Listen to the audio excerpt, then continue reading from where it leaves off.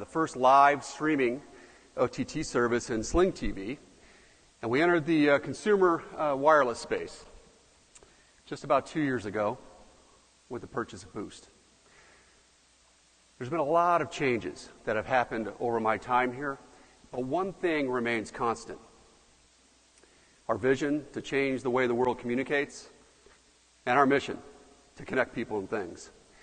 Now look, we've built incredible capabilities over the past several decades. Most of you are familiar with these. But today, we are going to focus on the future. That next leg of our journey, which is wireless. And we are excited that you are here with us today.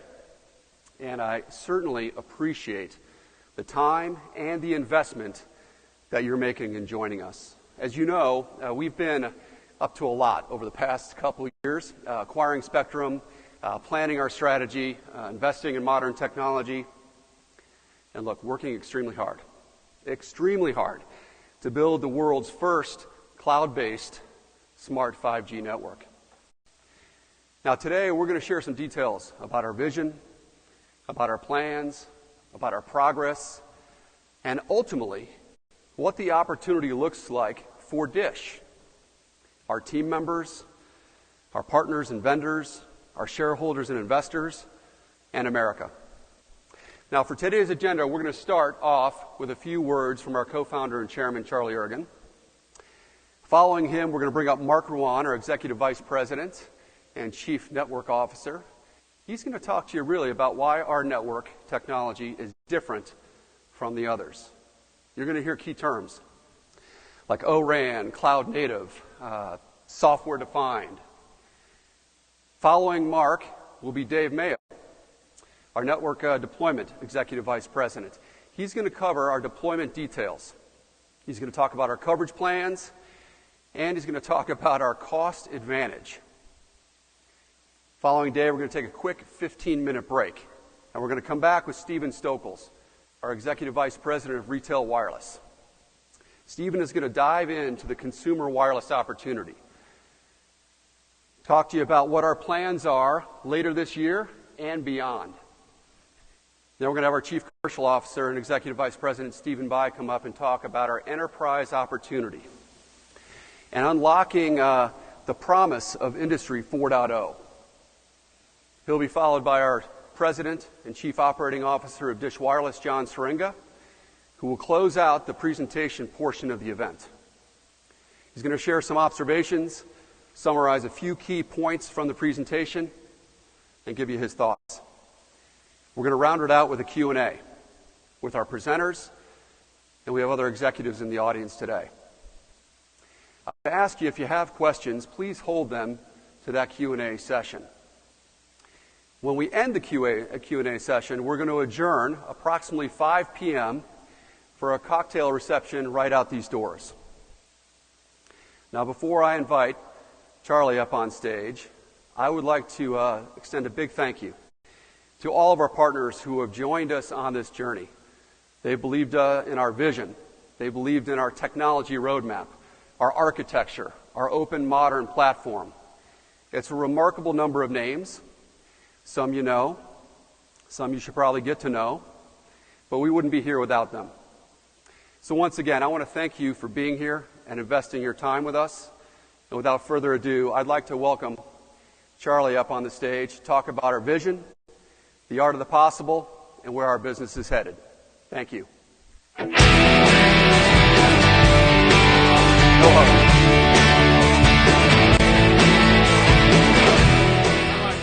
like Eric. I joined DISH 42 years ago, prior to the launch of our first satellite dish, which unfortunately was on the back of the trailer that Jim Franco was driving, and I was driving and dumped it in the middle of the highway, and we lost half our inventory the very first day that we opened our business.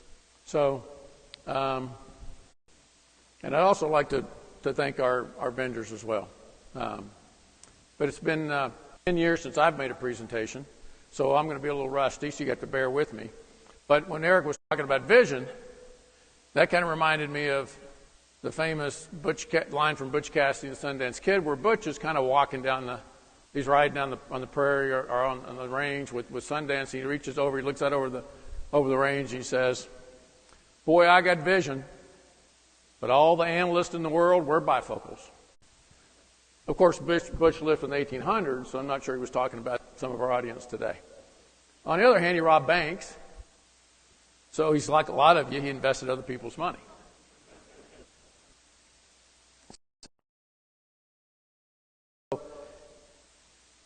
I want to talk a little bit about vision and strategy, kind of how we got to where we are today. Everyone's familiar with the innovator's dilemma, right? And how difficult it is for companies to identify technical shifts and then do something about it when they actually see something, right? In fact, when Dish started in 1980, the vast majority of the Fortune 500, when we started in 1980, the vast majority of the Fortune 500 companies no longer exist. In fact, in the last 75 years, only about 10% of them exist. So it's hard to stay in business as a company for a long period of time. But Dish had already lived through such an early dilemma, right? In 1986, we decided to launch our first satellite. And that was when analog TV, it was big dishes. And we thought, well, we'll lower our costs by launching our own satellite. But it wasn't until 1990 when we saw the technological shift to digital television, to digital compression. We saw it in the lab. And we realized that this business that we'd grown up and built a profitable business was going to slowly go out of business as soon as somebody figured out how to do digital. So General Motors, DirecTV, and Dish, for 5 years, we actually did a paradigm shift where we took every nickel that we ever made and some money we didn't have, and we decided to build our own satellite and launch a digital revolution. So as a result of that, we got 15% of the pay TV business, right? But in 2012, we saw another innovator's dilemma coming, right? Those of you who listened to our conference calls, right, remember when we started talking about, we saw this thing called OTT. We actually saw TV being delivered over landlines and over fiber optic cable. We thought about that and we said, that's probably going to lead to a maturation of our linear TV analog business and a decline. So starting in 2012, right, we realized that we were going to need a connectivity business, a terrestrial connectivity business, to prepare us for those changes that would complement our video and satellite business that we had today. And we're going to talk about that strategy today. But before we get to that, let's talk about how our strategy has been perceived. And by the way, when we launched satellites, we weren't a public company, right? So I imagine we would have had the similar fate. But we need to look no further than our stock price, right? In 10 years, the last decade, our stock price has actually gone down, right? About 25%, right? Not a ringing endorsement of our strategy, at least so far, right? In fact, some of our investors may feel like this. Others may feel like this.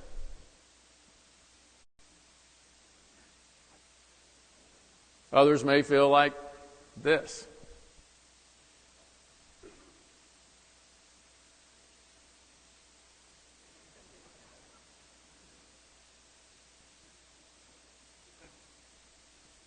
But I can tell you personally in a Dish, we feel a bit more like Eddie Cantor, right? Who famously said, "It took me 10 years to become an overnight success." Eddie took 10 years to improve his craft on vaudeville before becoming a movie star.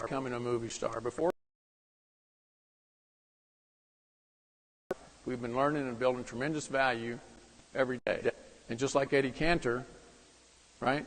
We've gotten better every day, every month, every year. And now we're ready for the main stage. And to make that pivot to mobile connectivity,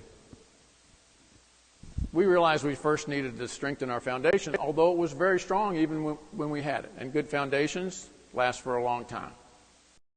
Now, we'd already built a lot of that foundation, as I said, prior to 2012. But since the last 10 years, we've added on to that to be ready for where we're going to go. It always starts with experience, right? Our first part, not many companies have 40 years of experience. We've seen tremendous technological change. We've weathered in other industries, but with us, on average, about 25 years in terms of experience, right? And they've helped build this company into a Fortune 200 company. And hopefully some of you will get a chance to meet some of these people either today on stage or maybe you'll meet them at the reception. We have 30 million customer relationships, along with brands like Dish, Sling, and Boost, and retailers that sell this product, and consumer relationships. So we're not starting from scratch when it comes to getting to the retail business. We have a strong presence in rural America. Rural America is difficult to get distribution. Rural America takes longer to cultivate. Rural America, very loyal customer base, but it's a lot tougher than just running an ad on TV and hoping people will come into your store. So these relationships are all going to provide future revenue opportunities and steady cash flow for it. We have satellite assets, and we have satellite experience. So in geographic areas in the United States and around the world, and we're well equipped. And again, I mentioned we have retail distribution, and we have distribution centers across the United States. In the last couple of years, we've gotten significant MVNO agreements. So both with AT&T and a little bit more about Dave Mayo, why that's important later. But where I want to spend a little bit of time is our spectrum that we've acquired. Strategically, we've spent over $30 billion and paid for limited spectrum in the United States. It's taken 25 government auctions to get there. Some we've been successful in, some not. But after a decade, we've accumulated 150 megahertz of mid and low band spectrum, and we've some megahertz pop for AWS, and over $1 a megahertz pop in the recent C-band auction when you pulled their clearing cost in there. Dish total spectrum cost, on the other hand, has been bought for about 62 cents. And when you add our build-out cost, when you look at our $10 billion build-out cost for a nationwide network, we come to about 82 cents for a completed network, which is far less than the incumbents have just paid for spectrum alone. So we've done it in a very innovative and efficient way. But in addition to spending less money on spectrum, we also have purchased strategically. And I want to spend a little bit of time because most people have not. There were two auctions, both in CBRS and C-band, where people don't really understand, I think, where we were trying to go with that. Each of our 5 bands that we have are nationwide. So it's not chopped up, it's nationwide, which helps in terms of build-out and gives us a lot of standardization. This is particularly true in C-band, where, of course, we know Verizon and AT&T are the biggest players. The center of C-band is uniquely positioned and designated as CBRS. This band includes both licensed, which we call PALs, priority licenses, unlicensed, GAA. So it's both of those bands, about half and half in that band. But the open nature of the band and the fact that it's not controlled by wireless incumbents leads us to believe that this band will be critical to the development of the enterprise business. Dish is the only provider that bought nationwide priority licenses. So every square inch of the United States, we cover it with priority licenses. In addition, in the recent DoD 3.45 auction, Dish won up to 40 megahertz, when average a little bit over 30 megahertz nationwide.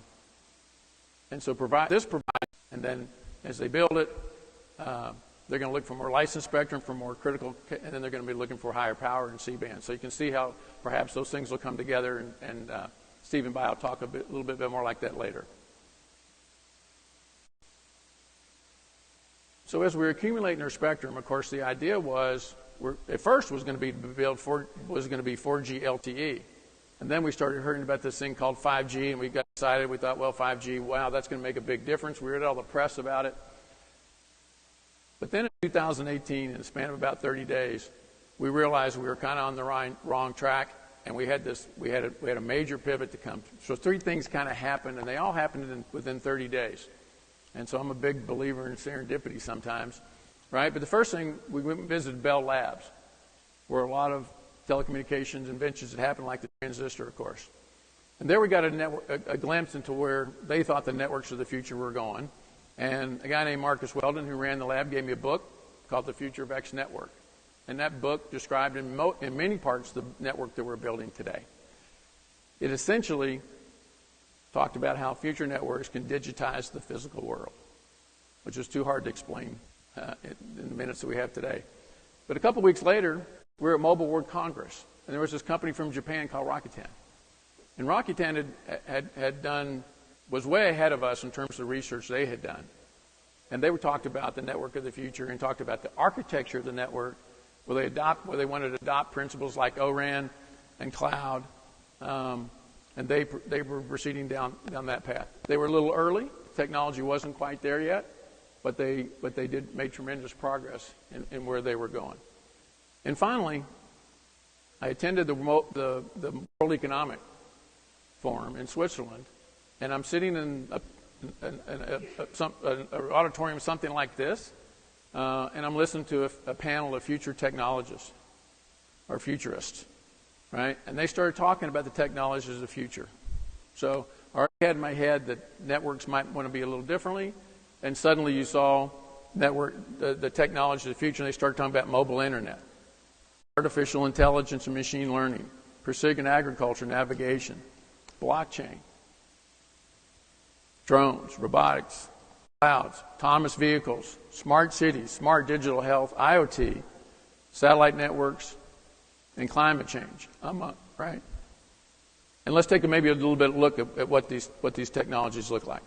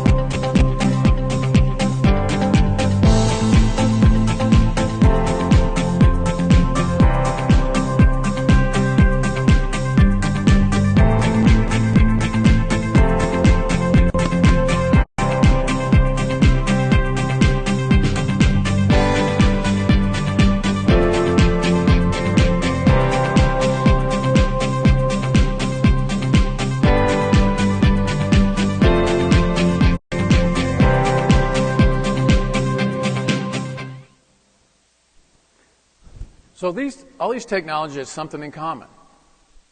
None of these technologies worked without being connected. So you connect a few of them to wires and cables, but most of them could only be connected wirelessly. But they also needed a new kind of network. They needed a reliable, low-latency connectivity network, and 5G alone was not going to turn these technologies into reality, or at least not get their full beneficial, right? Current networks were designed for voice, and they weren't well suited to these technologies. So 5G was a piece to the puzzle, part of the solution, and over time it would become more and more of the solution. But the whole system needed new architecture. And of course, having read the book and listened to Rakuten, we knew at that point a little bit about the principles of architecture. So we had three main principles that we came up with. First was Open RAN, right? So that we could break apart the end-to-end solutions that monopolize the networks in the United States, right? So we can mix and match vendors and get the best of breed and so forth. We know what closed systems are like, right? We lived through that with our first telecommunication from the Bell system, right? In fact, in 50 years of the rotary phone, we basically went from a black phone to a pink phone. From my early life, that's what I got, right? But an open system, we have not even fully open, but an open system, we know what it makes. We have 4 million apps now that you can download. So taking those three core principles, we knew we could build a network that was far superior to what the existing networks and take advantage of where the world is going to go. So that network is operating today right here in Las Vegas. There is not a network like that in Japan. There is not a network like that in Korea. There is not even a network like that in China. And certainly the incumbents in the United States do not have that. Now, we're not perfect yet, and we certainly have to scale. But our company has certainly built the most modern network in telecommunications today.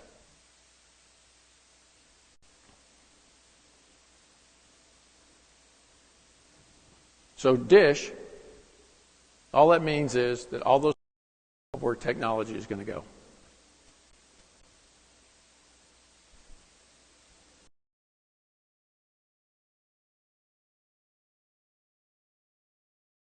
With our smart 5G network up and operating today, while we have to scale it, the last piece of our foundation is now in place.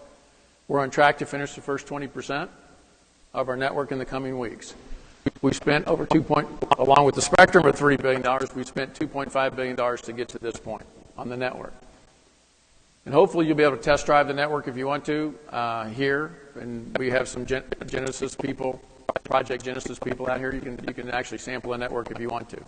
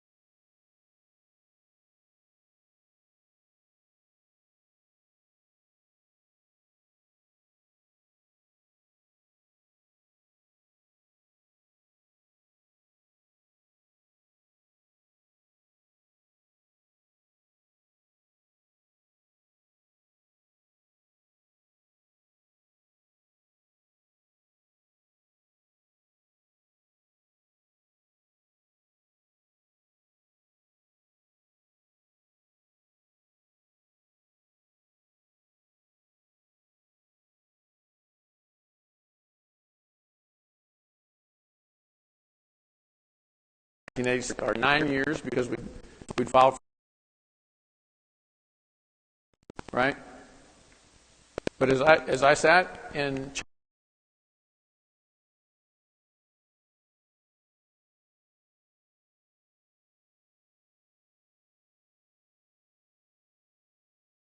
what happened.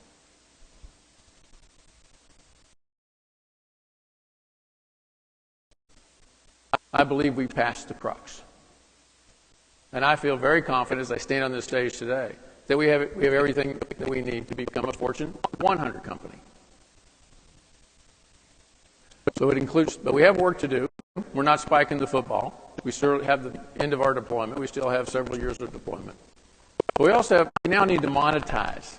And a lot of you here, we have to monetize we take all those assets that we have as a company, all those foundational elements we have as a company, and how do you go monetize that and turn that into cash flow? Right? And we have 3 places to go with that. Private networks, wholesale distribution, and retail sales. Private networks, you're going to hear from Stephen By, and retail sales, you'll hear from Stephen Stokels. So those guys will talk a little bit about that. And within that backdrop of all that, the United States gaining leadership in telecommunications is a national priority. And Dish is helping in that effort. It's one of the few bipartisan issues in Washington. And there are not many, but that's one of them, right? Everybody wants to be better than the Chinese. Everybody wants something different for equipment. You need to look no farther than the FCC chairperson's Twitter page. The future belongs to the connected. Right? In fact, I contend that anyone born today, I just had a grandchild a few weeks ago, will never not be connected. So every time somebody's born, we get a chance for a customer for 77 years. From an infant to a teenager to middle age to a senior citizen, people will be connected. In fact, some may be connected even if they're gone.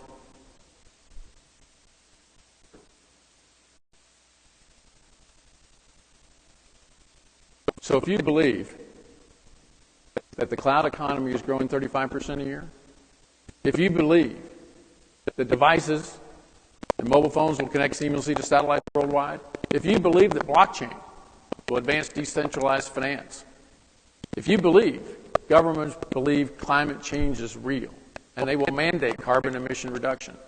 If you believe drones and robots will become mainstream, if you believe that Facebook really will become metaverse, if you believe private networks will save companies money, produce new revenue opportunities, and make their products safer, if you believe cities will become smarter, if you believe autonomous vehicles will populate our highways and skyways, if you believe there's going to be billions of IoT connections, if you believe that artificial intelligence is going to become essential for companies to survive, if you believe inflation is more than transitory, if you believe 5G connectivity is as essential as electricity, if you believe big data is valuable, if you believe open is better than closed, if you believe spectrum is a scarce resource, then you might conclude that DISH is uniquely positioned to capitalize on a once-in-a-lifetime technological evolution. And hopefully, over the next decade, our investors will feel more like this. Or maybe some of you will feel like this. Or I'm hoping that I'm going to feel like this.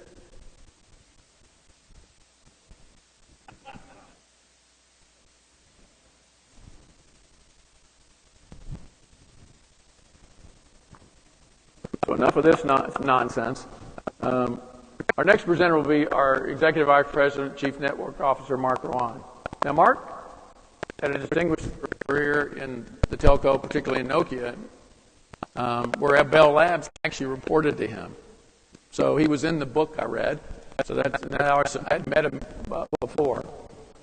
And while we had a vision and principles of this network we were going to build, we needed somebody to help bring it to reality. So I flew to France to meet with Mark to talk about our strategy of building this new smart 5G network. And he was excited and enthusiastic. And he said, I've been waiting to do this, right? I could never get this done in my previous positions. But he started talking a lot about a lot of buzzwords at the time. I didn't understand what they were. He talked about a lot of stuff I just totally didn't understand, and he could see that I was getting confused since I was just an accountant. And so he finally drew the network on a napkin, right? And this is what he drew. And he said, "There's two axes. There's just two axes for a network, right? One is your cost, and one is your cost, and one is your flexibility and innovation. And the network that you can design with the assets that you have, the network all designed for you, will be in this upper left-hand corner. Low cost and flexible and innovative. And every incumbent network in the world today is high cost. They work pretty well, but they're high cost, hard to maintain, and they have a ton of legacy that's going to be hard to rip out. So you've heard me say it many times. We were building Netflix in a blockbuster world, right? In other words, we're just building something that's better, more flexible, and less expensive. So with that, I'd like to bring up Mark after a short video. Thank you.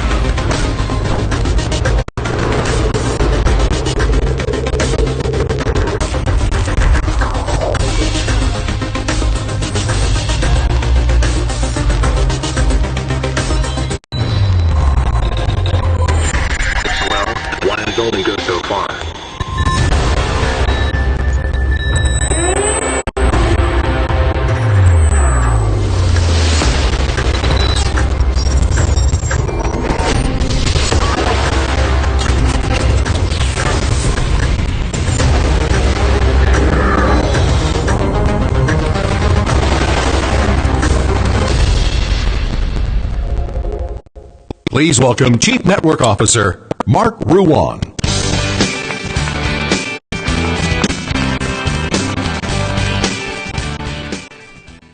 Thank you, Charlie. Hello, everyone. Good to be with you again. So you heard Charlie's story. let me start with that. I mean, Charlie, yeah, you came and you came to Paris visiting me a few times. I remember that. What you didn't say is that you did a pretty extraordinary thing. I've been working in Paris for many years, and you found the cheapest business lunches I could ever had in Paris. But even better than that, Charlie didn't pay the bills.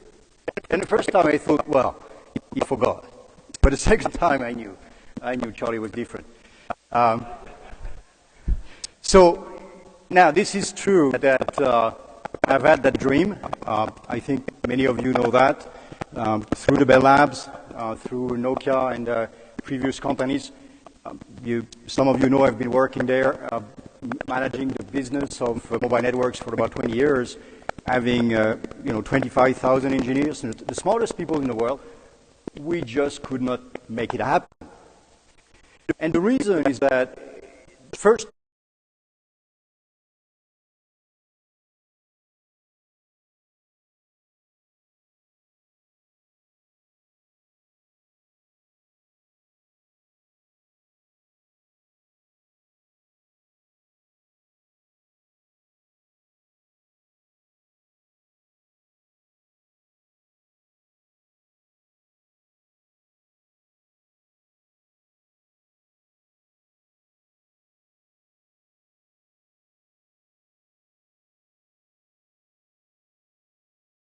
on those principles. We were going to be the lowest cost network in the world, and some of you know that I had a very strong reputation as a cost killer, so for me I was very energized with that, and we were going to be the fastest innovation machine. So it's not about the best product, it's about the agility to create innovation at speed. Otherwise you get stuck, and I've been stuck for many years in low innovation. So, lowest cost, fastest innovation, with three principles. The first one was Open RAN. Now, Open RAN is a strange animal, and that's one that is getting very weird press. Actually, Open RAN, out of all the principles you're going to see today, it's quite easy. When at Nokia we acquired Motorola, in a few weeks, we could connect Motorola radio to Nokia base station. So that's easy to do. But if you were Ericsson, and if you were a dominant player in AT&T, in Verizon, in all the networks that are in US or in other places of the world, would you open up? Well, you would take your time. And you would say it's damn complex. But for me, blocking Open RAN is like if you were saying, you buy a car, tough luck. When you need to change your tires, you have to change the car. Because that's what it takes if you block the network. So the way we think of legacy 4G, 5G networks is those black boxes. They are not open. Actually, they are closed.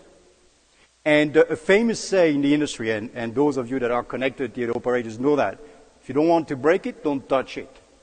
Which means the innovation cycle time is, on average, 18 months to 2 years. Very slow innovation, costly, painful, complex, to the extent that very often when I was at Nokia, we would sell a product, at the time we would put it into market, the hardware it would use, 5G allows that speed in a secured and open way. Now I want to talk about secure and open for 2 seconds. In a classic 4G, there is what we call implicit trust. Ericsson to Ericsson trust each other. In 5G, there is zero trust. Every transaction is checked. It's like PayPal. PayPal a few years back decided to move to everything cloud native. And they started elevating their security. They started encrypting everything. They started having dual authentication. They started having very encrypted and secure databases. Now still they are very open. They work with everybody else. So open in our jargon means I can interrupt. But our 5G networks are extremely highly secure. Nobody gets in. Nobody can work inside the network without full transparency and visibility.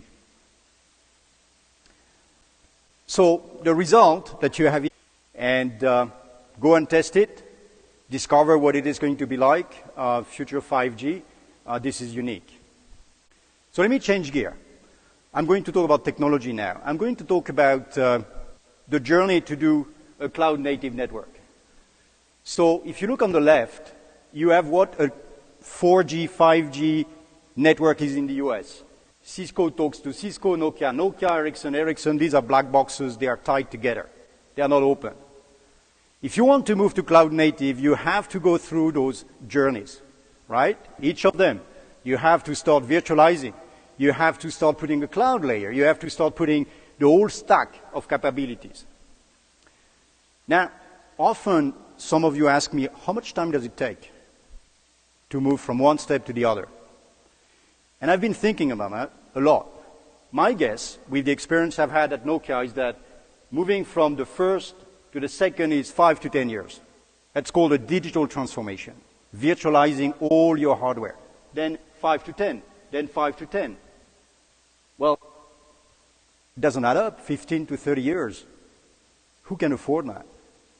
And the result I came to, took me a long time to accept that result, is that it's broken. It won't work. There is no way to move from left to right. Just no way. Now, that's my view. And I trust me, I've tried for decades to move, just too slow. So I decided that I only wanted to be on the right. And that's what we're doing with Dish. So I'm going to give you a bit of an explanation. I mean, this is very technical, so I'm going to play with you a bit. So I'm French, right? So, you know, French people, what do they like? Soccer, sailing. But I thought if I talk soccer, maybe I won't make it. So I'm going to talk American football. So French telling you about American football, that's going to be interesting. So American football, that's the way I see our team, right? Our team of partners. They are players, right? You're with me. This is a football team. So the applications are the players, right? And they all have specific roles. Now, the different layers that you see, people ask me, so what do people do? I mean, we don't understand the role of all these different vendors. So the cloud layer, this is what I call the gym. So I have two gyms. I have one, an AWS gym, and a VMware gym. So that's where I send my athletes to train. So in AWS, it's bulk building, strength, heavy lifting for the first line. In VMware, this is cardio, running, light and fast athletes, wide receivers. So that's in VMware, that's where I train Mavenir software. Because these are light receivers, wide receivers that go to the far edge. Right? They go all the way to the end zone, which is the enterprise. They have to run fast, have many of them, thousands of them. That's the VMware trainer. AWS is the bulk. That's the core network. Right? And why do I say it's a gym? Because in a gym, what you train is your heart. And your heart will go up and down depending on what sport, where you are in your sport, right? So the heart is scaling up and down your capabilities dynamically. That's exactly what the cloud is doing. You learn to scale up and down, right? On demand. So that's the gym, layer one. The second one is when you go practice, the muscle memory. If you are a punter, you need to punt. You need to punt thousands of times. If you are a receiver, a wide receiver, you need to catch. If you're a quarterback, you need to throw thousands and thousands and thousands of times. So we send our athletes to the field, and it's managed by Oracle. Oracle is managing muscle memory. Oracle is the intelligence of the network that is meshing the connection between all the software. So it's very technical. It's new in 5G, never existed before, and Oracle is doing that. And Oracle is special. I was discussing Formula One with Oracle this weekend and Red Bull victory, and they were telling me something that I didn't know. Some of you are following Formula One, and you may have seen that Verstappen won the last race of last year because there was an accident, a safety car, a pit stop, and all of a sudden, Verstappen had the right strategy and won, and could pass on the last lap. But what I didn't know is that Oracle had run 4 billion 4 billion strategies prior to the race. And when the safety car went out, the winning strategy went up. They applied it and they won the championship.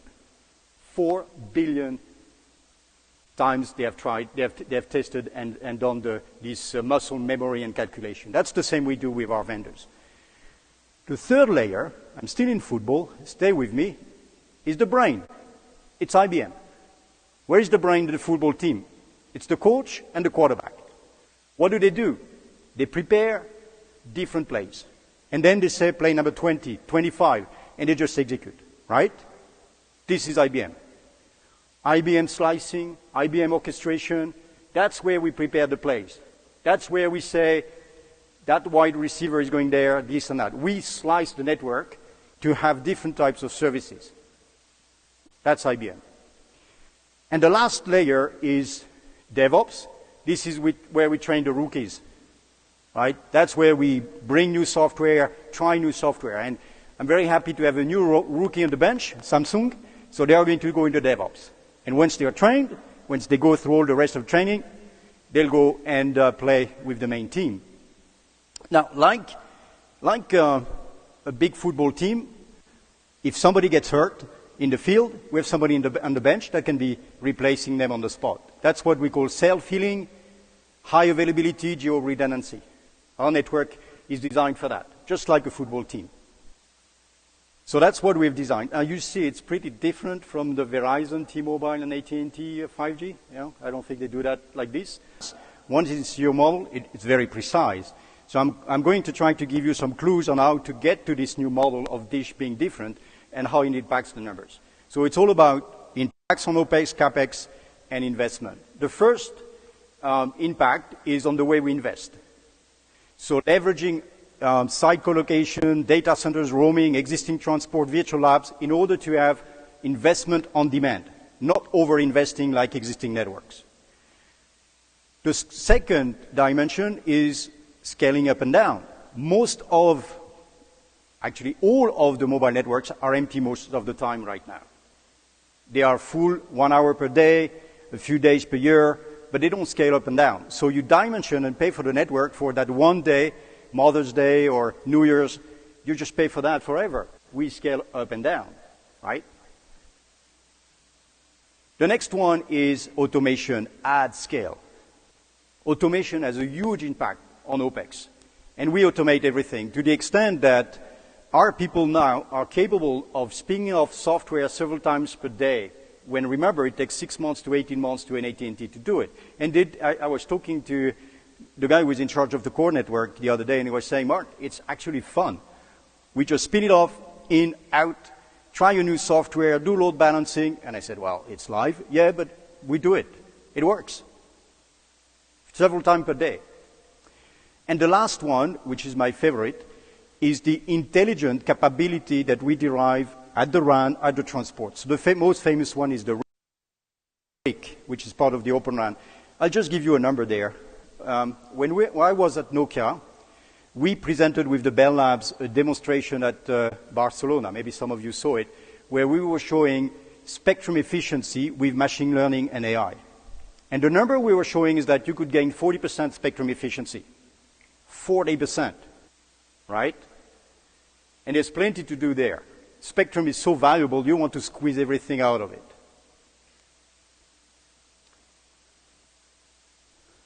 So let me move to the second dimension.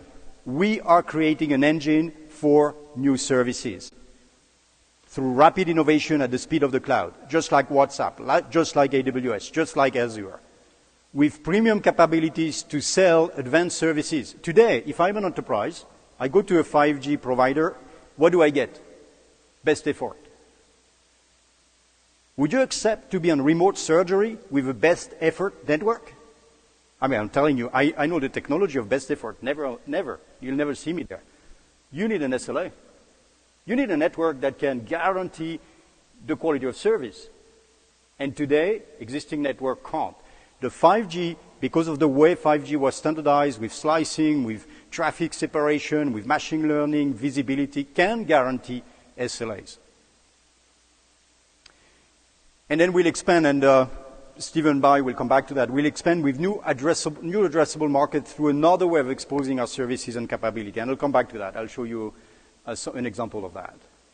So if I go now into the way it looks, because you say, well, I don't understand what he's talking about. I mean, football, this, that. How does it look? Well, that's the way it looks. It's pretty cool. It's a data center, right?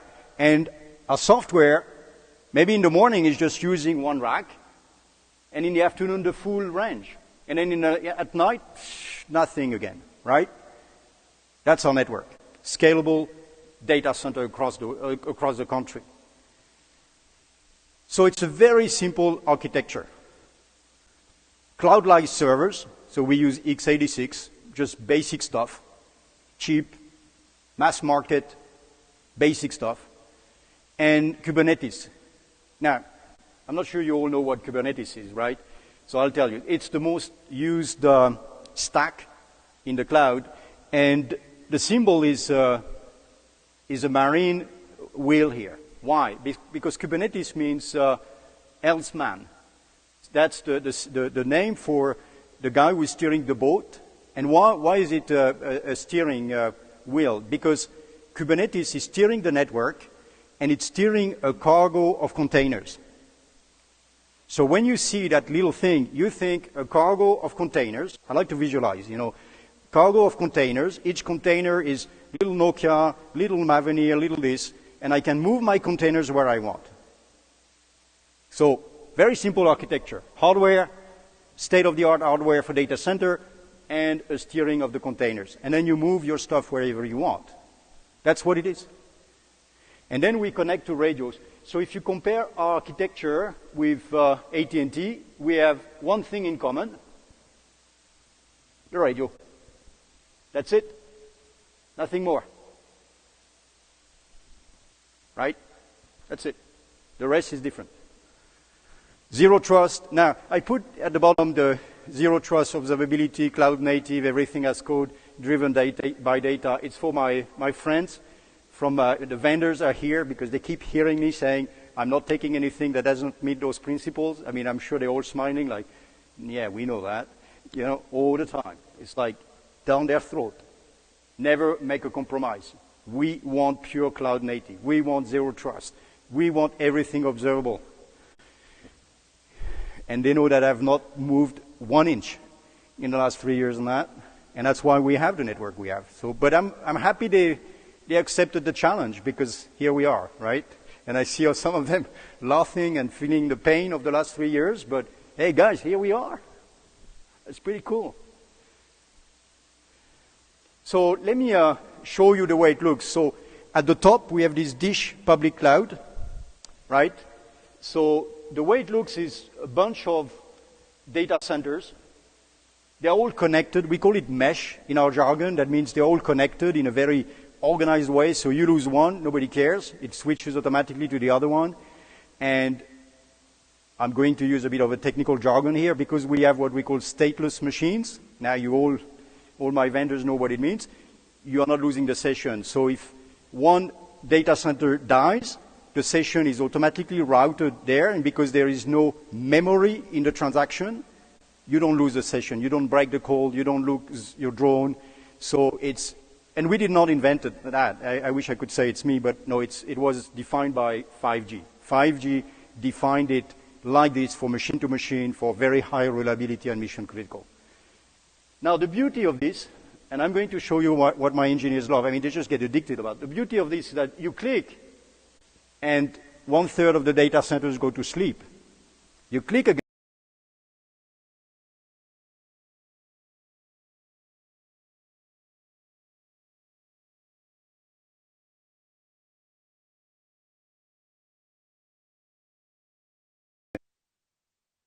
Charlie, I don't see him, but that's Charlie. You know, Charlie likes talking about money and making a good return on money. And Charlie's drive is, if you can do something once, but have more benefits, do it. You go to one site, and you get more than just the installation of the radio and everything, do it.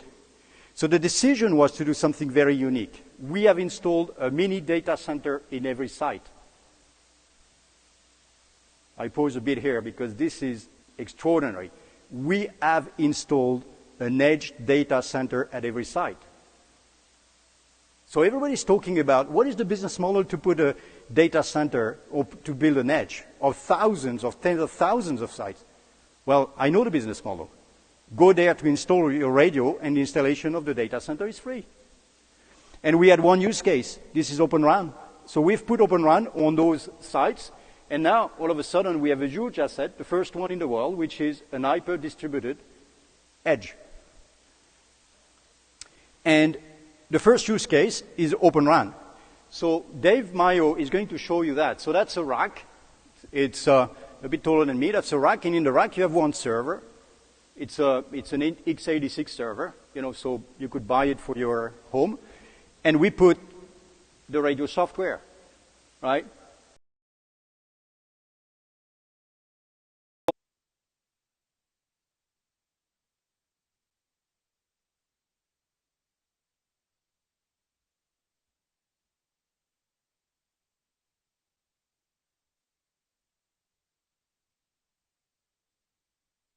To any radio. So if I want to bring Samsung in, yeah, I just download their software, right? Otherwise, I would have to swap the whole stuff. I can put any software, but I can also upgrade it. It's a data center. And that's another thing that is not well understood. Why is O-RAN so important for the US? Because it's a silicon play. US is very strong at two technologies, silicon and software. O-RAN is a silicon and software play. So now I can put an accelerator from Intel, NVIDIA. I can put an accelerator from all the silicon vendors, and I can boost my machine, just like you have this video graphic card in your desktop PC, or your kids are asking for that crazy gaming desktop. You just put an accelerator. I do the same. And then, again, my favorite, I can put an intelligent radio app, extract the data, and making sure that today, something that is very silly about 4G and 5G, if you're watching a movie in your coach, and there is a truck going by, and a drone going by, they all have the same distribution of radio. Isn't that stupid? I mean, somebody watching Netflix, somebody driving a truck that's 60 miles an hour, and somebody flying. Why is that? Because everything is done for best effort. Whereas the network has the capability to know that the truck is always going 65 or 70 miles an hour because it's on the highway. The drone is always at an high altitude, so has no interference. Why would I send the same algorithm or use the same algorithms? This is what 5G does today, very silly. With Open RAN, you can separate. So let me talk about edge for a couple seconds. Now I have my distributed edge center, so I can go all the way to the enterprise. So beyond the site, with the same technology. And that's what Stephen and Dave are doing. They are just doing the same servers, the same routers, but they can put them in different form factors. A big rack, a small rack, one server, depending on what the enterprise wants. But it's the same for me. I just push the software in the same way. I can send my wide receivers all the way to the enterprise.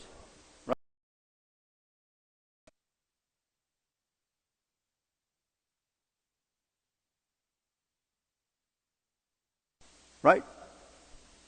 Same stuff. And I can mix my software with the enterprise, so I can put the video analytics on top of the RAN connected to the enterprise. And they can do whatever they want with that. That's their secret sauce. So let me tell you how this secret sauce is all coming together.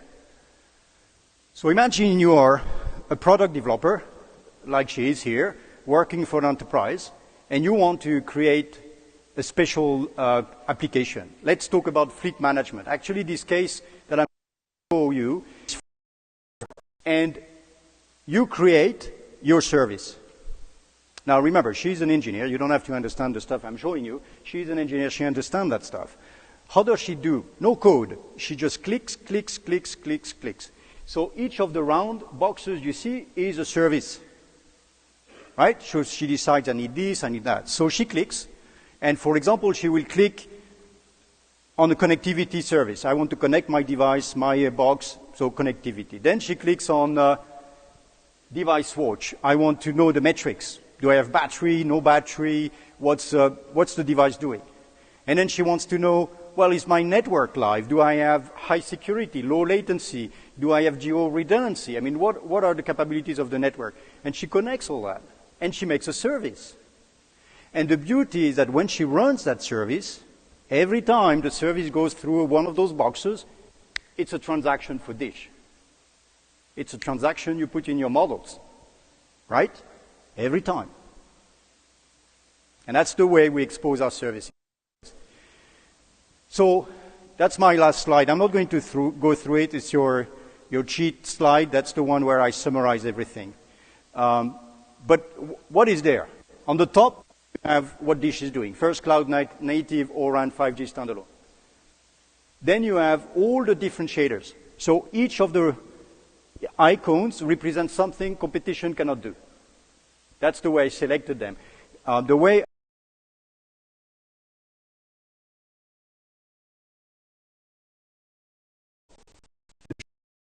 you connect those to the benefits, put an equation, and start out running simulations. Don't ask me to do it. That's not the part I do. But I gave it to you so that you can start from there. So that's what I wanted to share with you. Please enjoy the network. Have fun like I have. You can tell that for me that's like, hey, we did it. That's pretty cool. My dream is happening, and I hope you enjoy it too.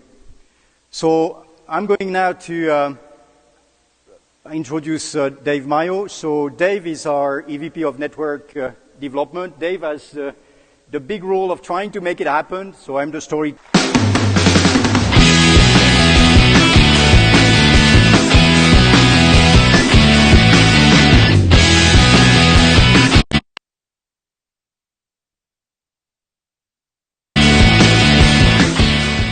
Thanks, Mark. I appreciate it. Not only are you the storyteller, but you actually got lunch.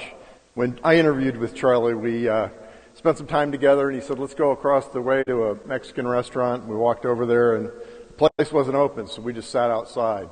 I didn't get lunch that day. Sounds like you at least got lunch, Mark, which is great. I got to Dish just over 23 months ago. In fact, I think it was this week I interviewed. And I was tasked with, when I got here, I was tasked with building a nationwide network in 3 years. Pretty Herculean task given where I'd been in the past and some of the things that I'd done in T-Mobile. It took me 12 years to build a network the size that and 4 pretty significant acquisitions to build a network the size of the network that we're building here.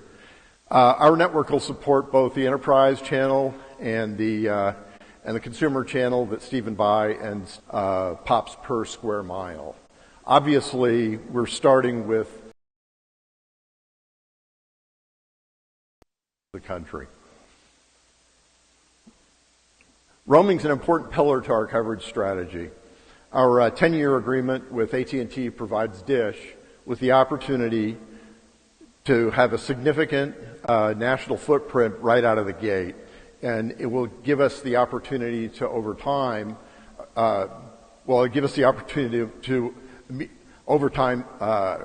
realize owner economics.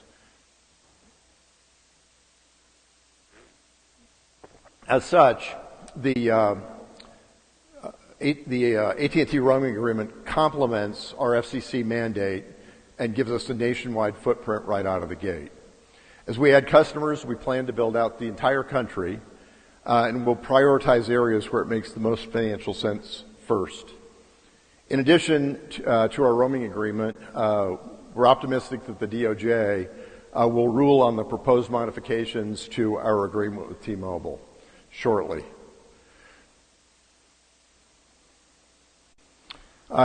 Here's the map of what we'll launch with a broadband product next month. And I'll just say what happens in Vegas is not going to stay in Vegas. We're going to take it to the rest of the country. And that's pretty exciting. We're all very excited about that.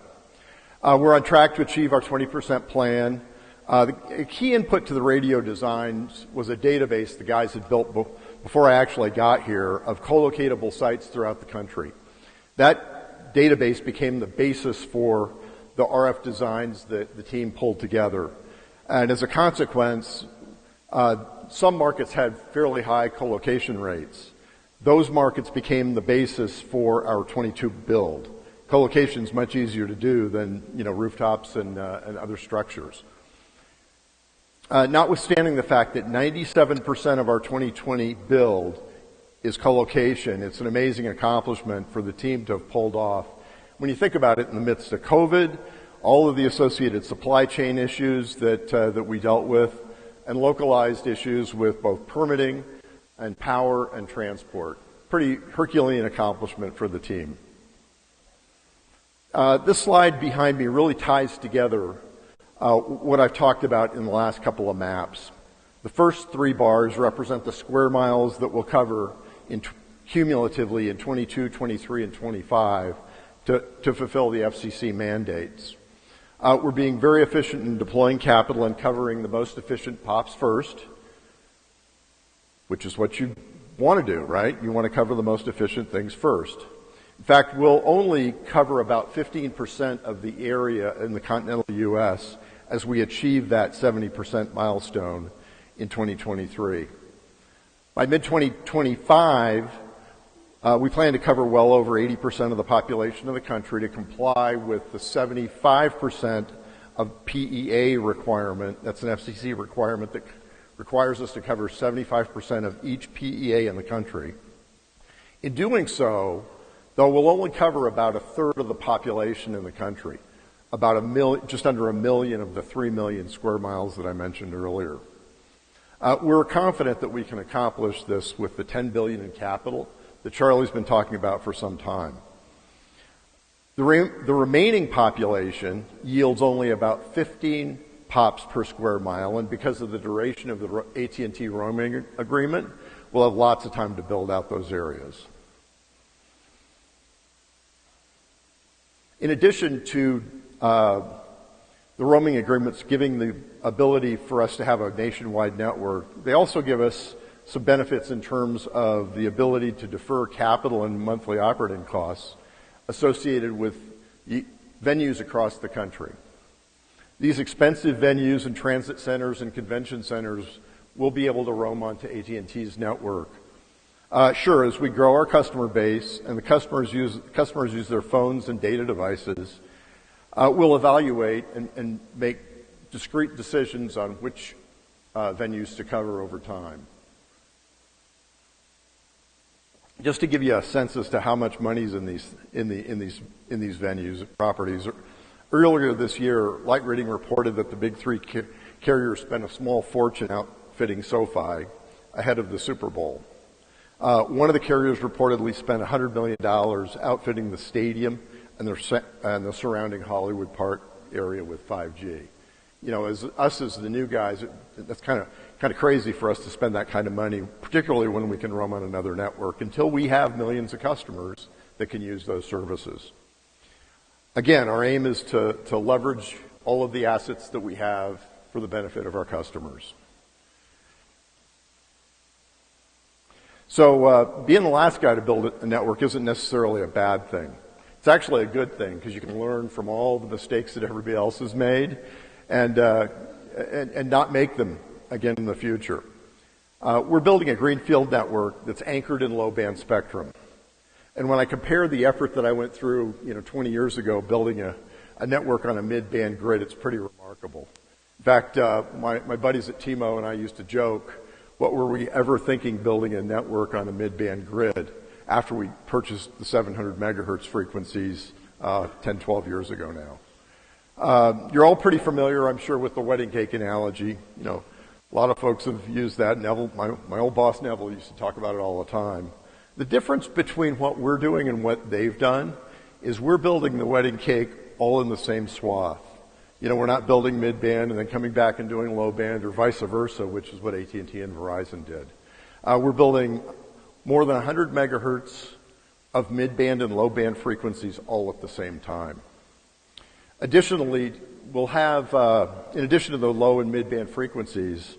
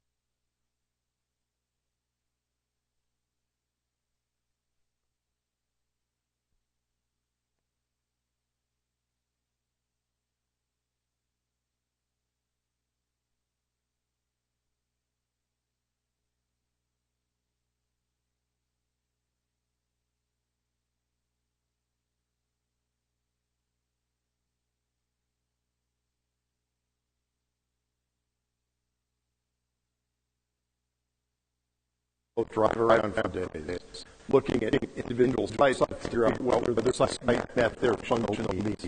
That work today is all done in the office. We don't really need to rent minivans and drive all over town. Products to build a cell site. I'm really proud of what we've done from a standardization perspective. And despite my best efforts in my last gig, I was never able to get there. And we're able to get there this time, and it's really great. Because this gives us a tremendous speed advantage and a cost advantage. Because everything's standardized. Additionally, you've seen the cabinets. We assemble all of our cabinets in Spartanburg, South Carolina, and in Denver. We repurposed a set-top box repair facility and have scalable capacity to well over 1,000 cabinets a month that we build right here in the U.S.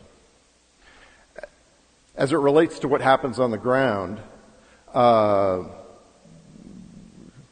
go back and say, when you think about what I described in terms of the cabinet and the size of the cabinet, there's really three big advantages. First off is it's smaller, so it costs less to build, right? Second is we pay less in ground rents as a consequence of the size. The third thing is a little bit more tricky in that as a consequence of the size of the cabinet, we open ourselves up to having a lot more co-location opportunities. As compounds have gotten more and more crowded, we can shoehorn our gear into places that the other guys can't really shoehorn in. And why is that important? It's important because it gives us the ability to have more sites to select from to get the right grid from an RF perspective. Let's see. When you think about the volume of sites that we're building in a relatively short period of time, we've talked about really gives us an opportunity to mass produce things. When Boeing reports earnings, what do you think the most important number is? It's their order backlog, right? Everybody, you guys know that. Well, why is order backlog important to Boeing and any other manufacturer? It gives them the ability to plan and reduce cost. And what we do at DISH as part of the development process is we deliberately build a backlog of permitted sites that we have a notice to proceed, and that becomes the basis for us awarding construction to general contractors, and thereby lowers our unit cost because we can keep GCs busy. We don't have the peaks and the valleys that have been so chronic in all of the other build-outs in the U.S. We think that's really unique, and we've been afforded that because of the volume of work that we have on a market-by-market basis. As a consequence of that, many of our GCs are pre-building antenna arrays that you saw on the last slide, and also cabinets, as you see in this slide.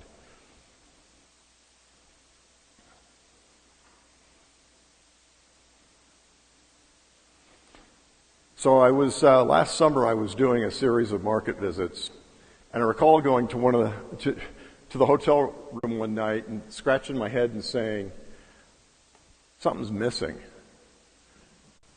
And it was like, I couldn't figure it out. And I woke up the next morning and said, holy smokes, we're not building a switch. You know, building a switch in the legacy networks was kind of the centerpiece. You started there, and everything you had to find the right piece of real estate, or the right building. You had to ensure that it had dual entrance power and dual entrance fiber. It was always a pain. We don't have to do that because of what we're doing in the cloud, as Mark described earlier.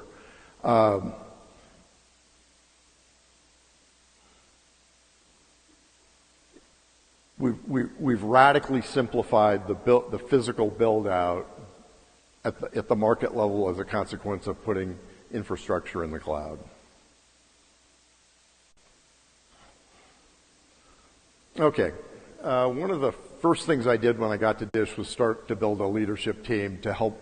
I knew we had to do this on a localized basis, and within 7 months I'd hired, in the midst of COVID, 36 market leaders and 4 regional leaders.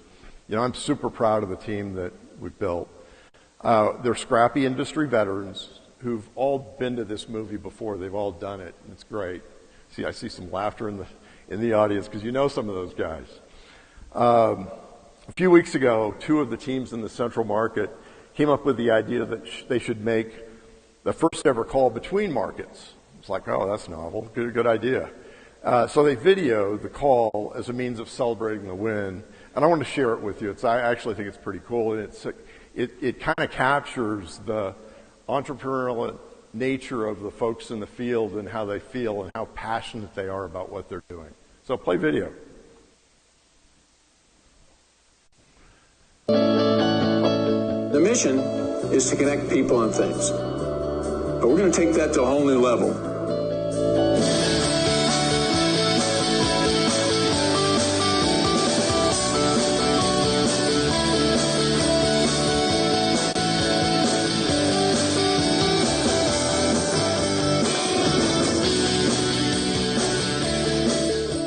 Hey, Kazi. How's it going?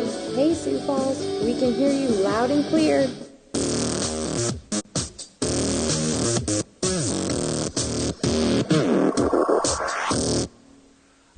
I don't know about the horse, but it was in Oklahoma. So there you go. There you have it.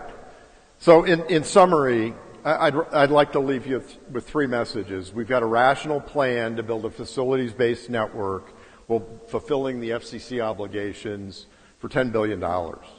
Second is Dish will smartly use our roaming as we build their network and have, from day one, a national network. And third is Dish will be a low-cost provider with plenty of capacity to disrupt, which I think is pretty cool. So let's take a break. Plan on being back in 15 minutes, and at which time we'll have some time with the riveting Stephen Stokels to talk about retail wireless. Thank you.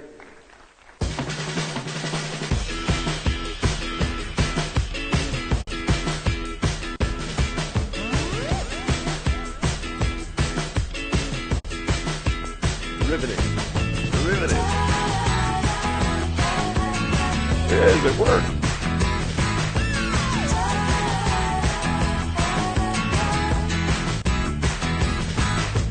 That's good. Thanks. Yeah, thank you.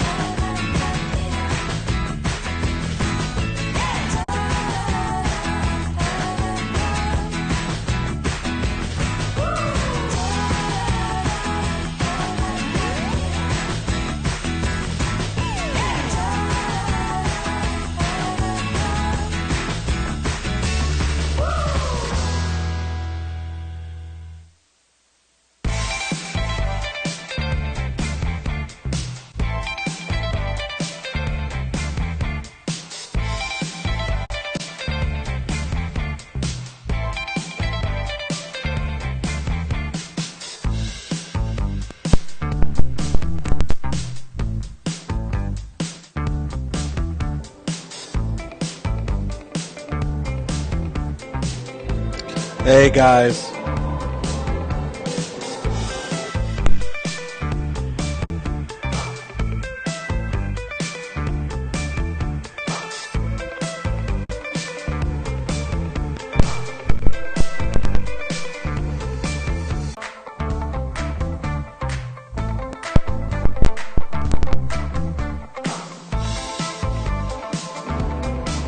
Hey guys, what's going on? What do you guys think? What do you guys think so far about the dish?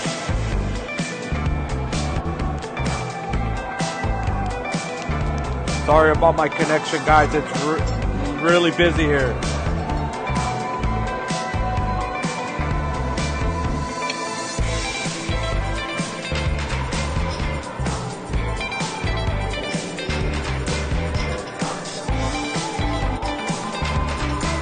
Yeah, I saw it, Wes. I just saw it, bro.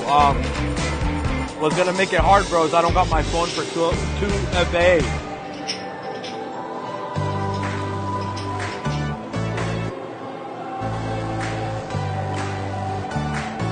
I left it in the car, my other phone. Right now we're having a quick break. We're grabbing quick snacks to eat and stuff.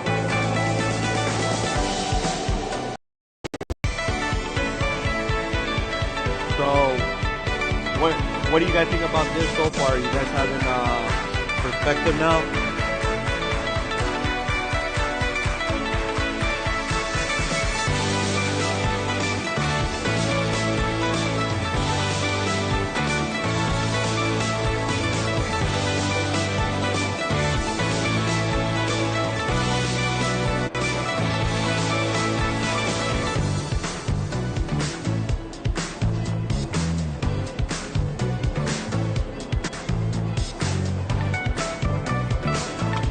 It probably is, Wes.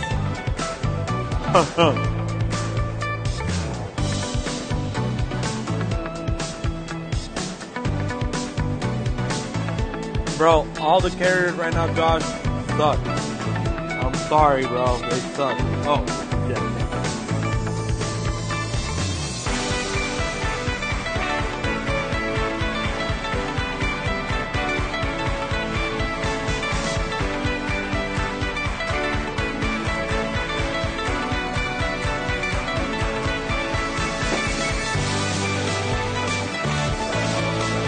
I tried First Net Hotspot, Verizon, AT&T.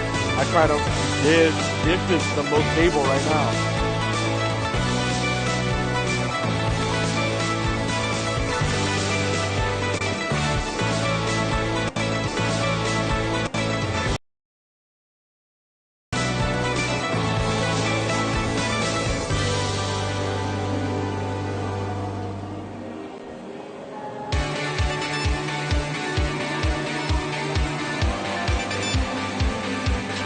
Stuff right now, signal stuff.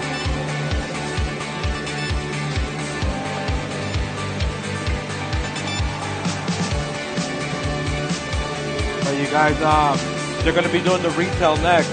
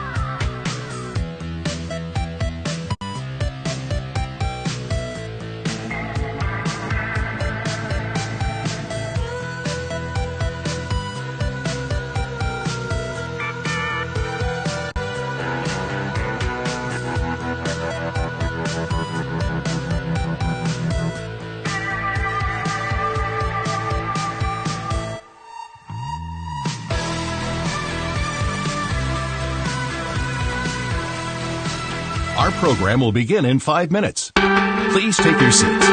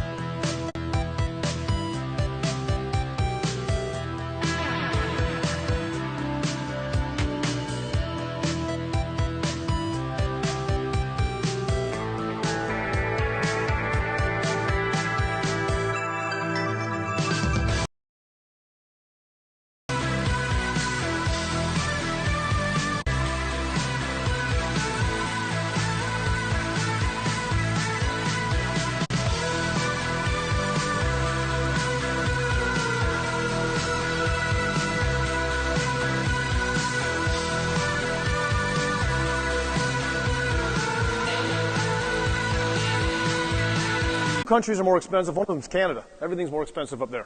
But if you look at Asia, you look at Europe, it's 50 to 75% lower cost. There's a lot of reasons for that I'll get into, but look what the industry's become. It's basically Americans getting one size. No personalization, one size fits all. It's unlimited, unlimited plus with a bunch of shit you don't want, right? And then unlimited plus, which has like free tacos and a discount at Caesar's Pizza or something, right? That's what we've got, okay? So what happens is that millions of Americans are paying for data they'll never use, and my kids, right? And this is a high-end buffet. It was $60, right? My mom's picking at like a fruit bowl for $60. My 11-year-old daughter's got like 2 waffles. The kids were only $40, so that's great, right? 2 waffles, so $20 a waffle. Fortunately, I got a 14-year-old son who ate like a pound and a half of prime rib and a bunch of ham, so I felt a little better about that. But look, at the end of the day, I was sitting at that brunch thinking about today, and I'm like, it really is analogous. I actually looked at my daughter's wireless usage. She's 11. Most of her usage is on Wi-Fi. Last month, she used 3.2 gigs. Then I took my son's phone. Guy's running a business on Instagram, selling sports cards. He's got like the TikTok stuff going on. Anyway, I looked at his phone. He was 30 gigs last month. I'm paying the same for both of them. There's no personalization on either of them. They're both on unlimited plans. What that really speaks to is a new approach to postpaid is needed. Now, that's the tease, all right?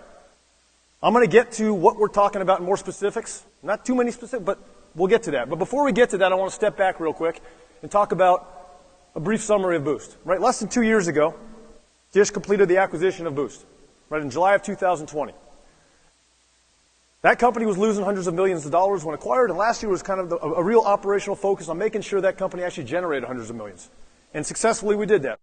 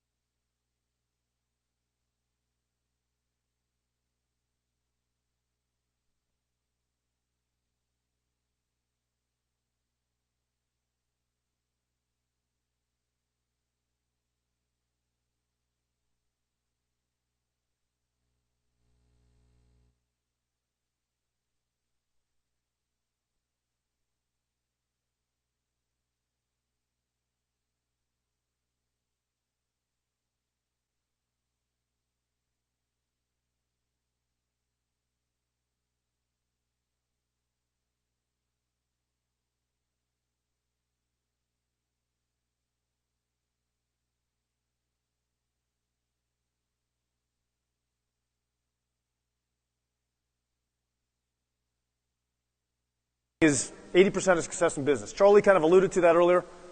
Look, GM launched the first electric car in 1996, 20 years before its time. It failed.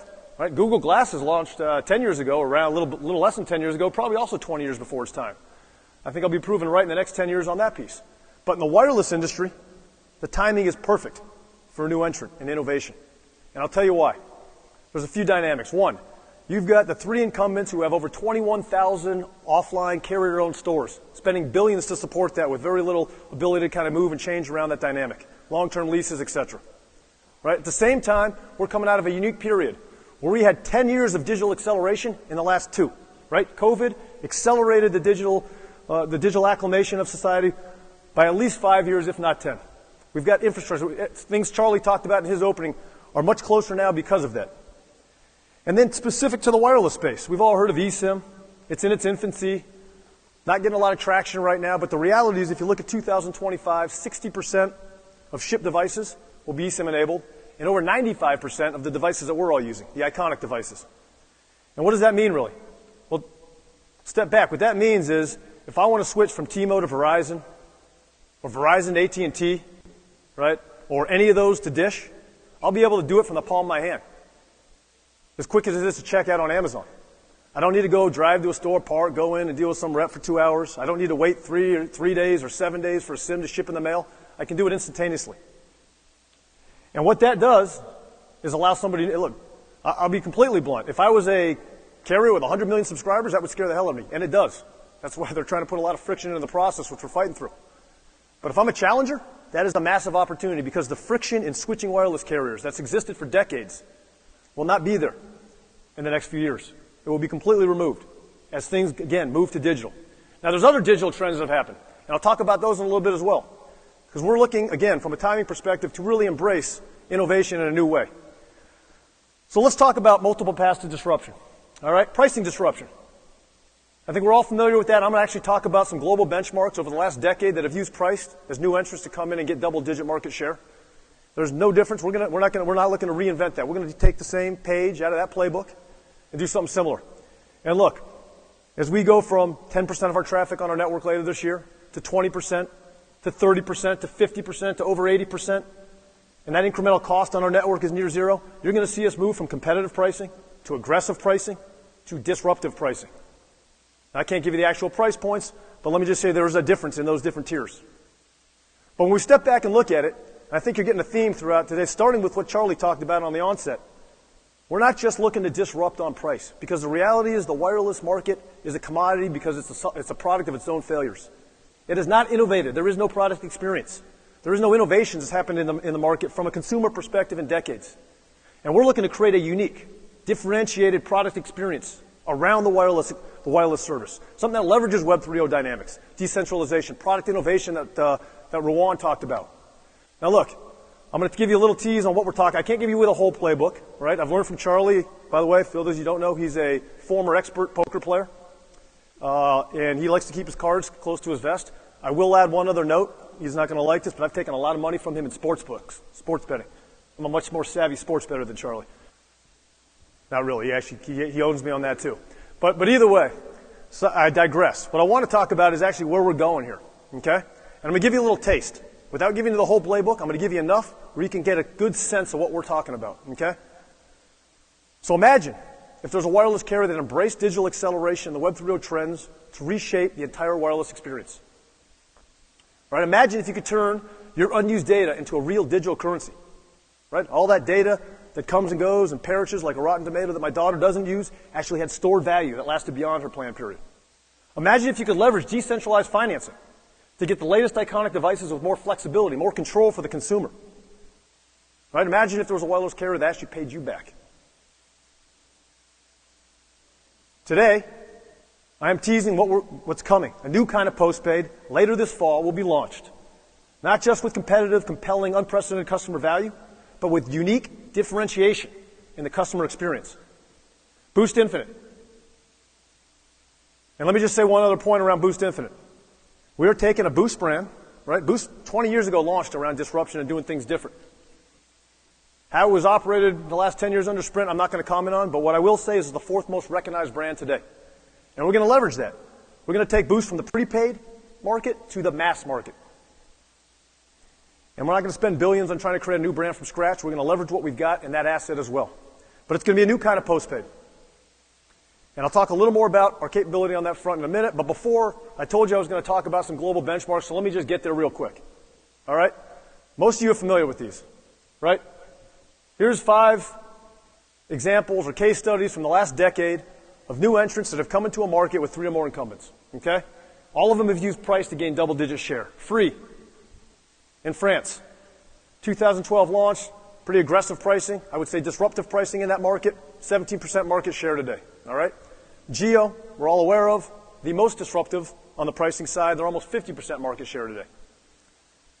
Mass Mobile in Spain, launched in 2018. Today they're at 26% share, again, with pricing as their main differentiator. Now Iliad, which owns Free, took the same page of the France playbook and applied it into the Italian market in 2018. Today they're a double-digit market share.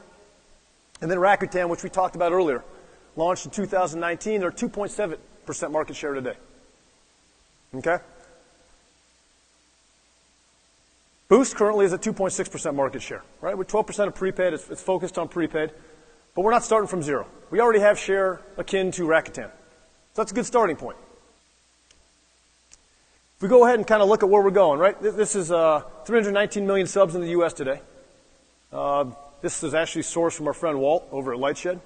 Walt, thanks for the data. But again, we're at 8.2 million. Small piece. When we kind of project out to 2025, 2026, we think it's reasonable, based on pricing alone, to be able to get low double-digit market share. If we do an average job, look, if we just do what the existing incumbents and benchmarks have done, we think it's reasonable to get 30 to 40 million subscribers. Okay? Now look, I'm here to tell you that's not going to be what, look, we're going for above and beyond, but I do want to just sort of provide some sort of, for models, etc., some sort of benchmarks and some sort of reasonable expectation of around 30 to 40 million if, in fact, we kind of take proven playbooks to market. Right? But let's take a look at Dish and what we actually also have. I think Charlie talked about this a bit. Mark talked about this a bit. I'm going to hammer it home one more time. Right? There is a history of disruption. Right? And there's existing capabilities that we can leverage here. Okay? There's award-winning customer service. Right? Customer service in the wireless industry has got a bad rap. Well, Dish is J.D. Power #1 every year. Right? And it scales. Right? The customer service scales. That's not an issue, right? There's IT, there's infrastructure, there's distribution. Existing distribution that we're going to actually leverage, but also grow and expand upon, right? And there's 30 million customer relationships that we can cross-sell and upsell into, take a page out of the cable provider playbook to drive low acquisition costs. So there's a bunch of capabilities we've already got that should give us greater confidence in our ability to actually execute on what I'm talking about. But at the end of the day, when you kind of step back and look, we're going into the big market. We're going to fight the battle against the big three. We're going to do it in a different way, with a different cost base, and without hundreds of billions of dollars of revenue to have to defend against. And again, coming back to the innovator's dilemma concept that Charlie led with, this is a true innovator's dilemma, where competitors will not be able to match unless they completely erode their P&Ls. And so, what I will leave it at is this is a massive opportunity, right? And as exciting as this $200 billion consumer market is, what I will add is Good afternoon. I don't know how I can follow that intro, at least in terms of the $1 trillion market, but I'll give you a sense for what I believe in terms of the enterprise opportunity. Charlie talked about private networking and wholesale. We put that under the banner of enterprise because a lot of enterprise customers, as you look out into the future, look more and more like wholesale customers as well. And I do have a bet going with Stephen. In that I do believe that the enterprise market and the revenue for a Dish is going to be much bigger than the consumer opportunity. I've talked about that in the past, and the reasons are very, very simple. The addressable market in itself is much, much bigger. But oftentimes, when we talk about the wireless market, people look at what the wireless revenue is today. And if you look at the wireless carriers, as Stephen talked about, it's over $200 billion a year.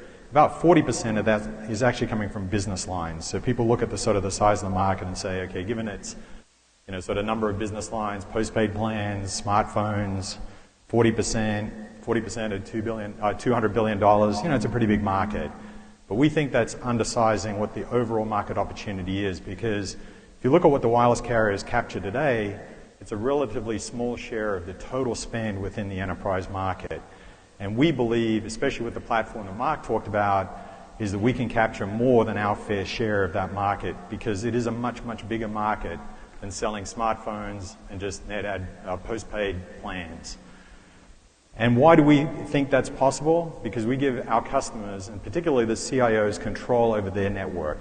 So when you look at how we build our network and how we build our platform, the tools that we enable and the APIs that we enable allow our customers and the CIOs specifically within the customers to be able to control the 5G network as if it is integrated within their own network. And I'm going to be talking about that. And another way to look at it is enabling sort of this intelligent infrastructure that Charlie talked about as an extension of their business. And this is possible because of the platform that Mark talked about. But when you look at it, why do businesses care? Why do they want to do this? Well, it's really about driving their new revenue growth, increasing productivity, driving operational efficiency, and allowing them to innovate as fast as they need to run their business in the way that Mark talked about in his presentation. So businesses and our customers are innovating. We need to give them the tools to be able to innovate on their business, but using our technology and our platform in order to be able to facilitate that. So that's where we see the opportunity for Dish as we go forward. So let me talk about sort of the market to start with. You know, this number just blows me away, and this is where the $1 trillion comes from. You know, when you look at it, the annual spending by companies on IT, software, technology, and services is $1 trillion a year and growing. Unfortunately, for the wireless industry, they're only capturing a very, very small share of that. And when you look at the size of this market, it's almost 4 times the size of the wireless market. And therefore, we see this opportunity as something that we can capture a share of this because of the way in which we're building our network and how we're enabling businesses to be able to take advantage of our network as they invest in technology to grow their business. And unfortunately, when you look at the traditional model, it's all based on number of phones, number of lines, number of postpaid net adds. That doesn't capture what I just talked about there. And so when you look at it, the traditional networks are also built as consumer networks first. They're built as consumer wireless platforms, and enterprise is almost like a bolt-on. It's almost like put a sticker on the plan, change the plan structure, and let's call it a business plan. But there's also, in that number, an undeniable shift of business systems and spending that's going into the cloud. And if you look at that, as the data is moving into the cloud, there's a demand for ubiquitous and mobile connectivity. As Charlie talked about, everything is going to be connected. And that's what opens up the opportunity for Dish as we deploy our network, is how do we facilitate that connectivity of all these endpoints, all of these devices, and all of these applications to and from the cloud and the edge. And that's where I think the opportunity really stands for us as a company. And you can see this shift in the spending moving, and that's where the puck is going, and that's where we're building our network and our platform to be able to capture a share of that shift as it takes place, but also the growth that takes place in that environment. That's why we built the next generation platform. It would have been very easy for us. You know, Mark talked about it. We could have sat around and said, yeah, let's go build the same network the other 3 guys have, and let's go fight for a market that they have today. That doesn't sound like fun, and doesn't sound like a good investment. It's much better for us to go build a platform for where the puck is going, where the money's going, where the industry is going, and how do we position ourselves to capture a share of that value as it is created. And that's what we're doing, and that's why we built the infrastructure we did. But it's also not just about building a cloud-native network that's open. Another important investment we've made that we haven't really talked a lot about is the OSS/BSS platform. The systems that sit on top of the network facilitate the access to those network functions and facilitate the access to that infrastructure. And the team has built a next-generation OSS/BSS platform that actually sits on top of this infrastructure. And that's really important for someone like me and our customers, is how do we expose all of that through the API gateway, which I'm going to talk about, to enable them to absorb and take advantage of the resources that we're making available with our infrastructure. And according to a survey by Deloitte recently, more than 75% of networking executives believe that 5G is going to be a critical part of their business in the next 3 years. So it's not just us talking about it, it's the enterprises. I talk to customers every week about where they're going and what their plans are, and we take that into consideration as we're building our network. But I also like to talk about Industry 4.0. You know, we're the 4th facilities-based national wireless service provider. And we believe that with the architecture that we're deploying and the network we're building, it's really going to help unlock the promise of 4.0. Industry 4.0 is actually being talked about for quite some time. And I say it's, you know, we're helping to unlock that because I don't know that the promise has been fully realized yet. Because the infrastructure and the networks out there today don't enable enterprises to take full advantage of the promise that this platform enables. And for those of you who are unfamiliar with sort of the different stages, the first industrial revolution really occurred with the adoption of steam engines and water power, really the introduction of machines back in the late 1700s. The second industrial revolution was really around electricity, railway, telegraph, and really modern mass production. And think of Taylor's theory of manufacturing as well as Ford's innovation around the assembly line. And the third industrial revolution, which is really still having an impact today, was really with the development of the microchip. So that's still having an impact on businesses. And, you continue to look at Moore's Law, and there's some debate as to whether that continues. But, clearly if you look at the capability that's coming with computing and the ongoing development in that space, I don't think it's deniable that that's continuing to have an impact on our industry and other industries. However, the fourth industrial revolution is underway, but I think the momentum is going to pick up in the coming years. And that's all about unlocking the value of data through connectivity, with decentralized decision making, with artificial intelligence and cognitive computing. And that's where I think there's a really interesting intersection for where Industry 4.0 is going and the platform that we're building today, and how we expose that platform to allow our customers to take advantage of that, to unlock the promise for their business. But why does this all matter? Businesses are looking for their competitive advantage. They're trying to develop a competitive advantage to derive new revenue, to increase their productivity, to drive operating efficiency into their business, to improve their customer experiences, and to create new enterprise value for that business. And what we're about is how do we expose our network to give them the tools to achieve their business outcomes. And if we're successful in doing that, it'll obviously lead to their success, and we'll be able to grow our business as they grow their business. And according to the MPI Group in last year really, I should say, 61% of companies believe that Industry 4.0 is a competitive differentiator today, and 37% of companies believe it will be in the short term. So we think that this is a shift that's happening. It's already underway, but I think it's going to accelerate, and we're going to do what we can to help accelerate that process and unlock that value. So if I look at networks, the potential of any network or business value within a network is really a function of the data and the connectivity between those data elements. There's an incredible growth in the number of connected devices, and Charlie touched on this in his presentation. But that forecasted growth is between 15 and 30% per year, depending on the source that you look at.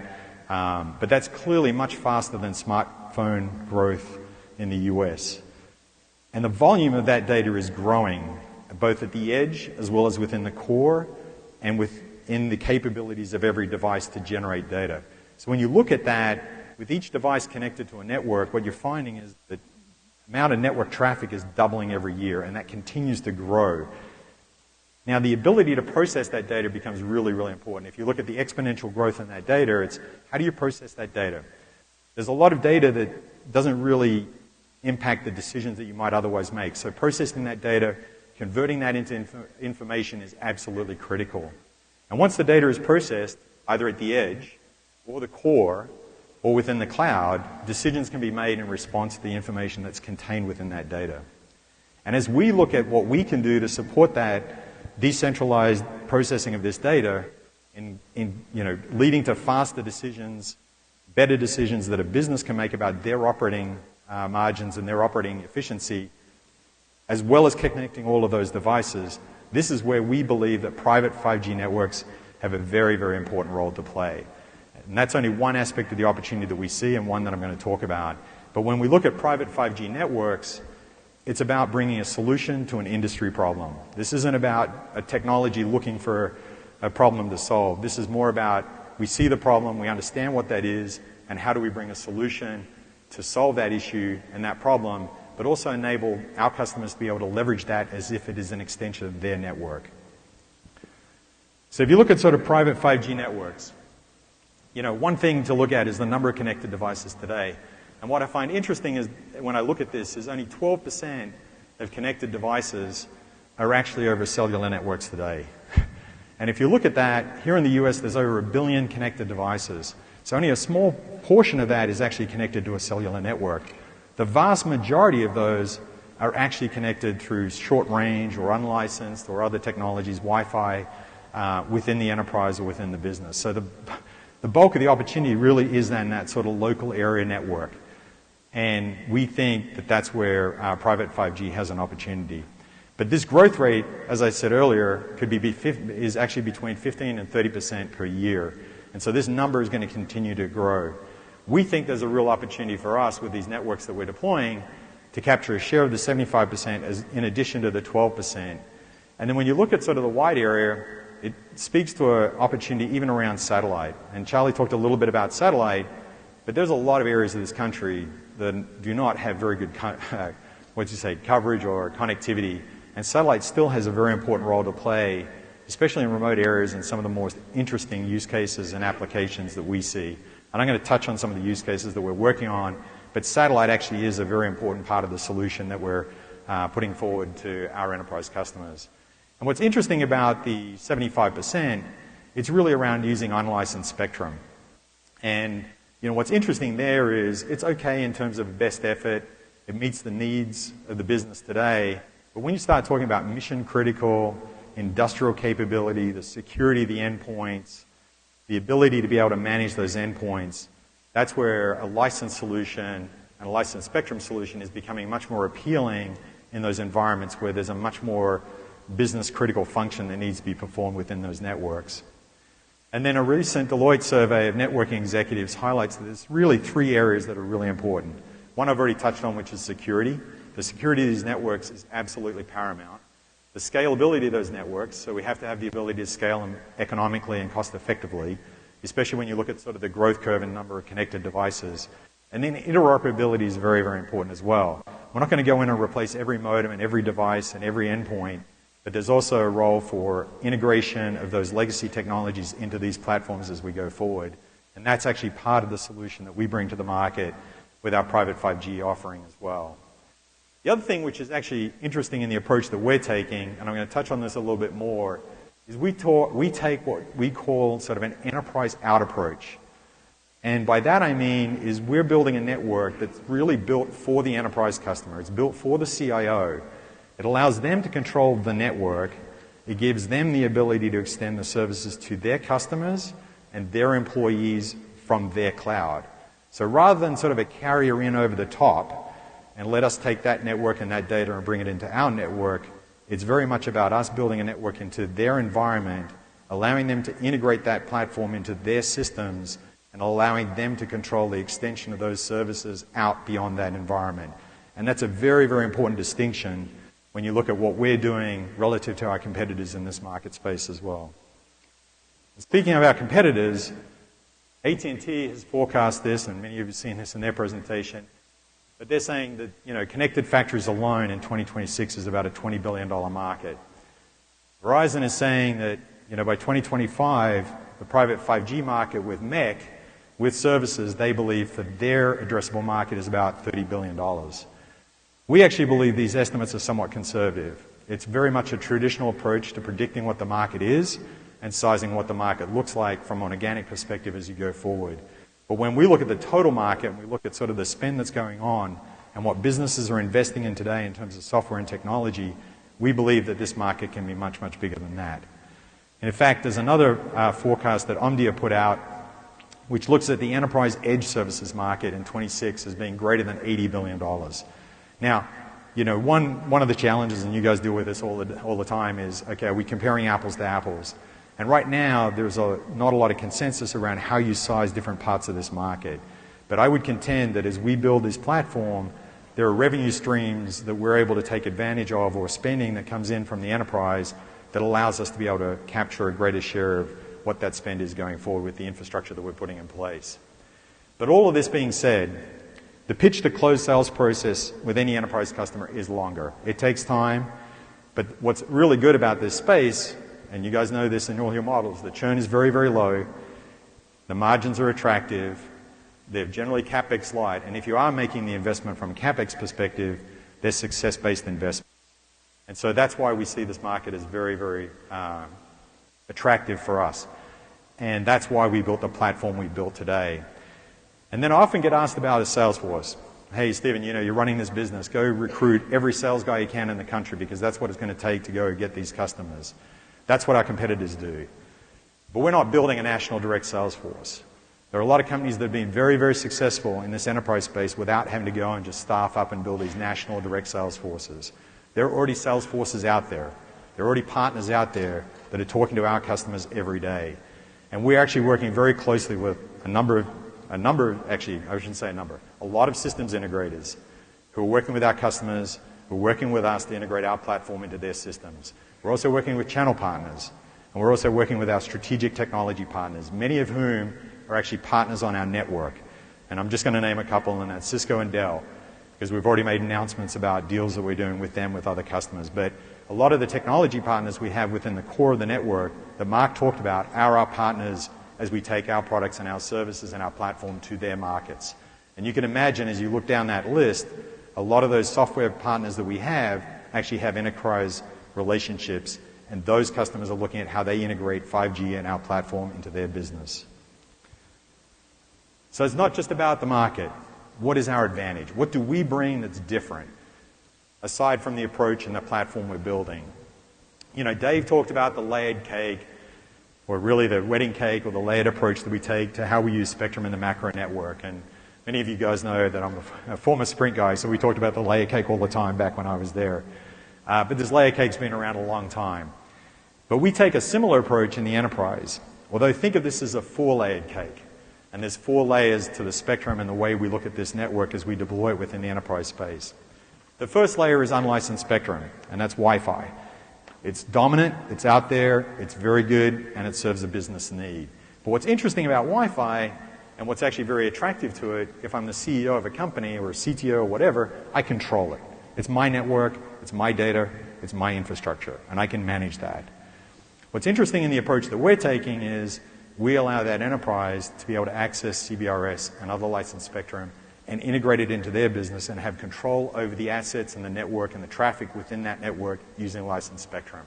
That's what's different, and I'm going to explain that a little bit more in a little bit more detail later. But what's important here is CBRS, and Charlie touched on this. We're the only operator that has nationwide PALs.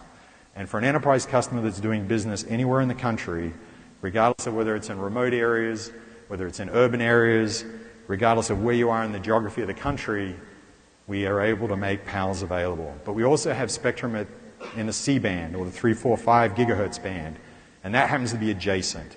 And that wasn't an accident. That was very deliberate, because when you go into an enterprise, we can deploy a single radio that has the ability to do CBRS and exercise all the way up and down the band within CBRS, based on the charts that Charlie shared earlier. And as that customer requires use of licensed Spectrum for more secure, more reliable, mission-critical applications, they're able to take advantage of that C-band Spectrum within the same radio and within the same infrastructure that's deployed within the enterprise. So it's a huge strategic advantage. And then on top of that, and this is something that a lot of people don't talk about, but the low-band Spectrum in the 600 megahertz is particularly valuable in certain applications. I'm going to touch on some of these applications later, but it's really the combination of these different Spectrum assets together that are deployed in such a way that the enterprise customer has control over their network and their assets and their resources, and being able to access our network functions through the cloud that actually makes this product and this service very, very different from what our competitors can offer anywhere in the market. So the other thing which I want to make a point about is, Wi-Fi and 5G are complementary. One is not a complete substitute for the other. They're different technologies, they serve different business needs within the enterprise. And Wi-Fi makes sense for a lot of different use cases.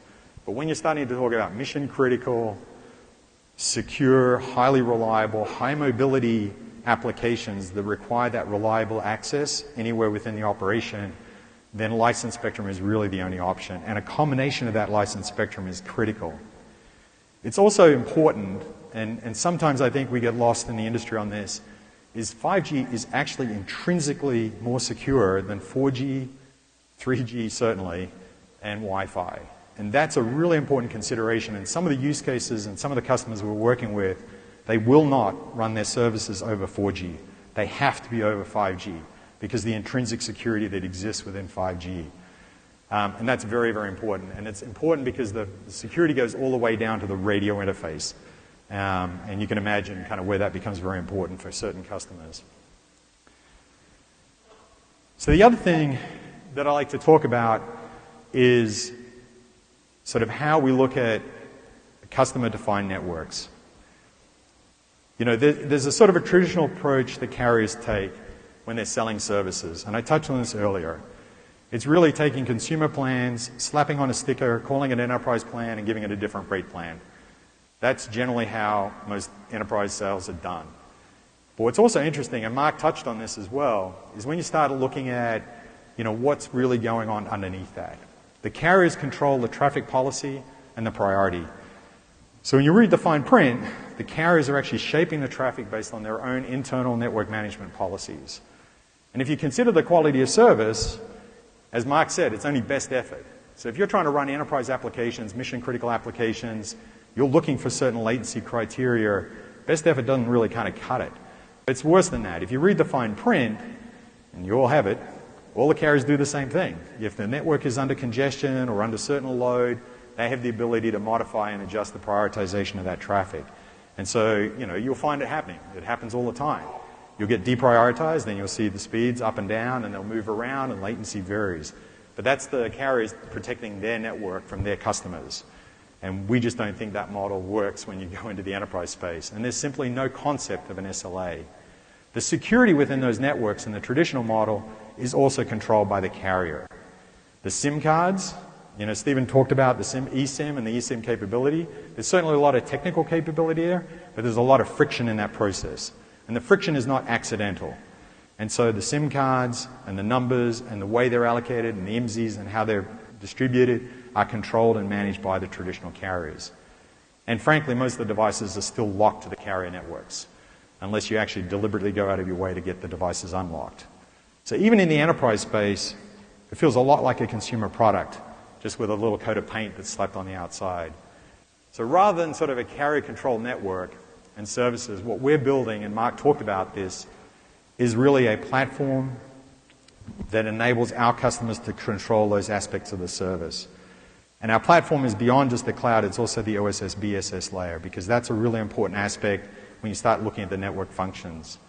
And so it allows our customers to define and control the traffic policy, the quality of service, the security, they can control that, the CIO can control that, the SIM cards, the numbers, and even the devices. So the CIO or the systems integrator who's managing that network on behalf of the business can actually control those aspects of the service offering within that. And that's why we call what we're building a customer-defined network as opposed to a carrier-defined network, which is what's available today in the industry. And as Mark talked about, the only way you can do this is with the architecture that we've built, which is, it's the only way you can do it. And that is with a cloud-native 5G open network with the APIs that we have available to expose the network functions to allow them to be able to control those functions as if they're another function that exists within that network. And why is all of this important?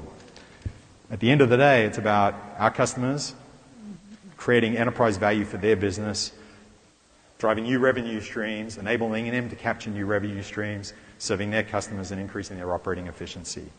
And as I said earlier, as they're successful, we'll be successful. So let's dig down a little bit into the services model.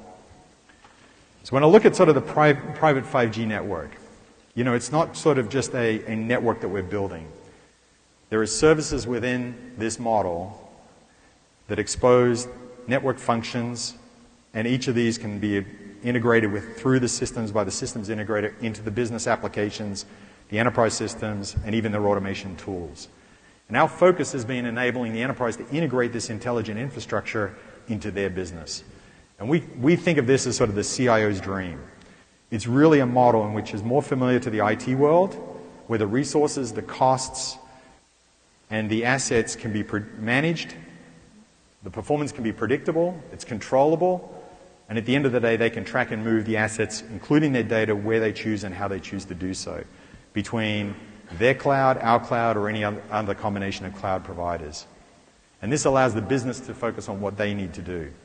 And think of this as the 5G network as an extension of their business, where the connectivity becomes kind of a nervous system of their systems. It's not our network as much as it is their network, and they have the control over that network, and that's really key for a CIO going forward.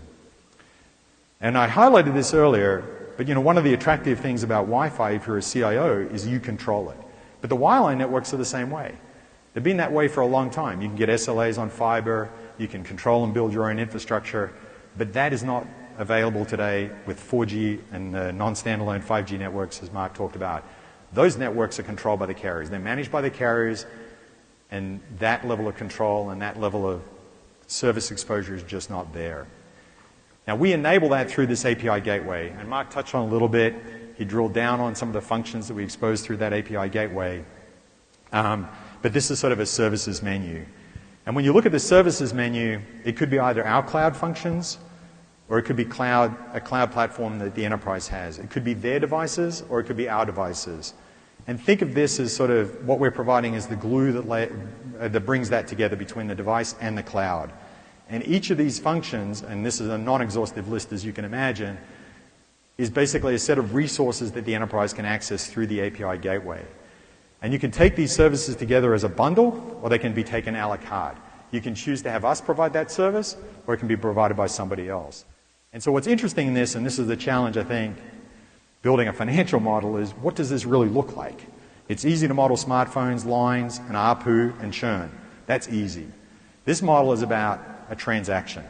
It's a number of transactions. It's a rate card. When you look at the rate card that goes with this, it looks far more like a public cloud provider, much more like an IT or a systems rate card that you might otherwise get from a managed services provider. That's what that looks like. But the beauty of this platform is it isn't a rigid set of APIs. This gateway and the platform we have, we can actually create new APIs, update APIs, and introduce new APIs as we expose new network functions. We also have the capability with this API gateway where our customers can actually define their own APIs. And each of those becomes a transaction that actually runs through our business. And that's what makes it very difficult to model going forward. So I don't envy your position on this one, but obviously we look at it, we look at the total spend within the enterprise, we look at what our share is, what value we bring to the enterprise, and we look at how we price this in order to capture our share of that value as we go forward.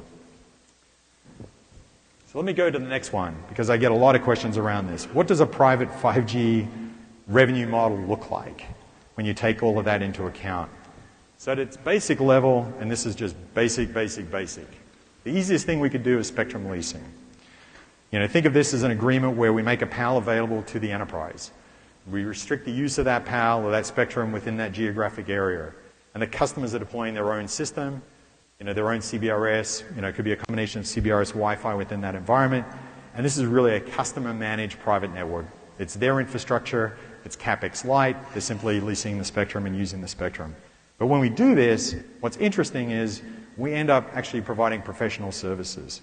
Because when you're trying to design a network, it takes a certain degree of skill in order to optimize the cost of that network using the spectrum and the different spectrum pieces. So we do end up doing some RF engineering, optimization, and even management of that private network within the customer premise. But it's really the customer's making the investment. It's CapEx light, obviously very, very high margin. There's another layer above that, which we consider as private 5G as a service. And in this model, we're really deploying the end-to-end system. And it's a managed service. But even though it's a managed service, as I talked about earlier, it's really enabling control of this system through the APIs that we make available. So we expose the network assets and the resources into the business to allow them to manage it. Think of this as other managed Wi-Fi solutions that go into enterprise. It's the same kind of concept and the same kind of model. And we often work with the systems integrator of choice with the business. And what's interesting is, and this is why I say we work with quite a few different systems integrators, there isn't one systems integrator that manages a lot of different accounts. Different businesses have a different preferred systems integrator that they choose to work with. And some of the SIs we're working with in some of these verticals, nobody's even heard of. They're very industry specialized, they understand that business, they work very well within that business, and we work to integrate this network into those business applications with those systems integrators. And that's really important because the network, as I keep emphasizing, is an extension of their network, and they treat it as if it's any other part of their asset base as we go forward.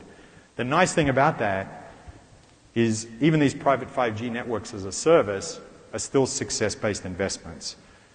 And they're very, very high margin, as you can imagine, because it's a managed service and a managed solution.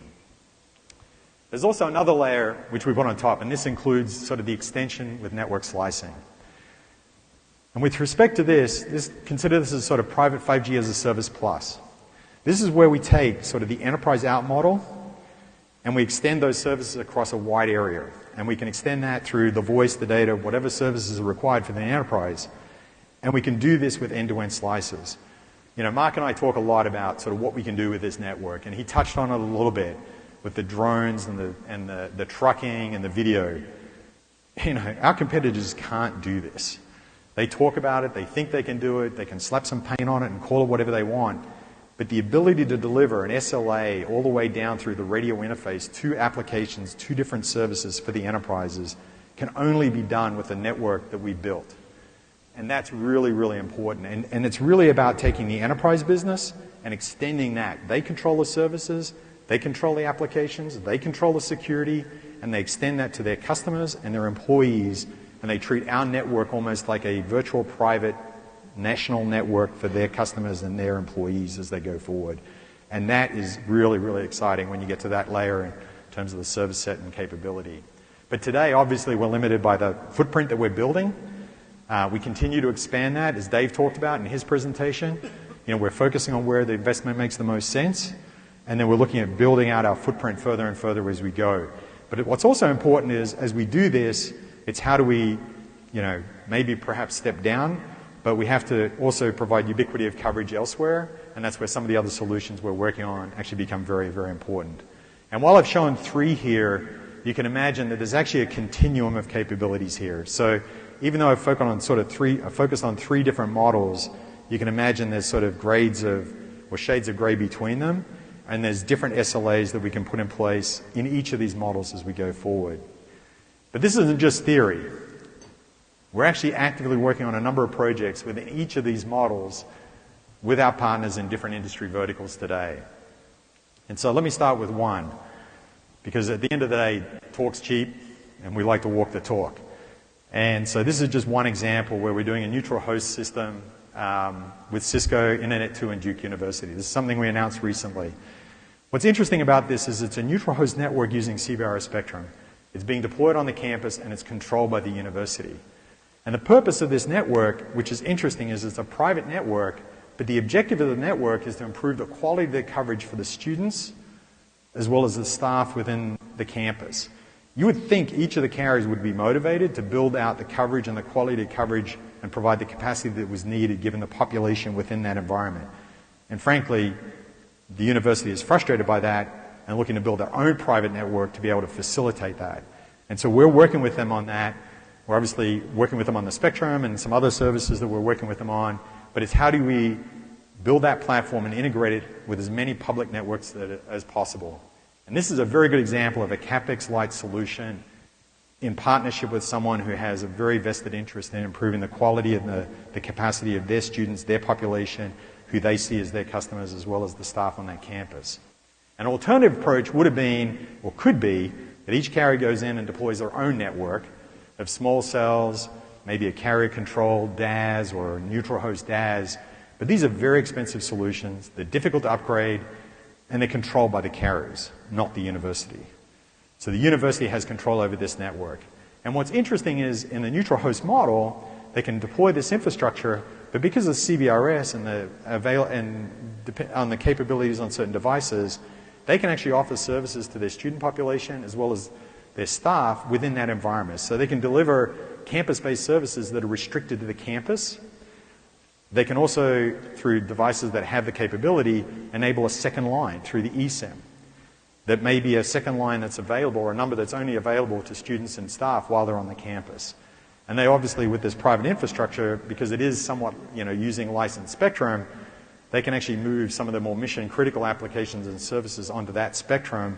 Think of it as security, sensors, cameras, and the like, where they need that sort of reliability of connectivity and that predictability of coverage. And the other thing which is important, and I probably should have touched on this as I talked about the different layer cake, the beauty of licensed spectrum is much higher power.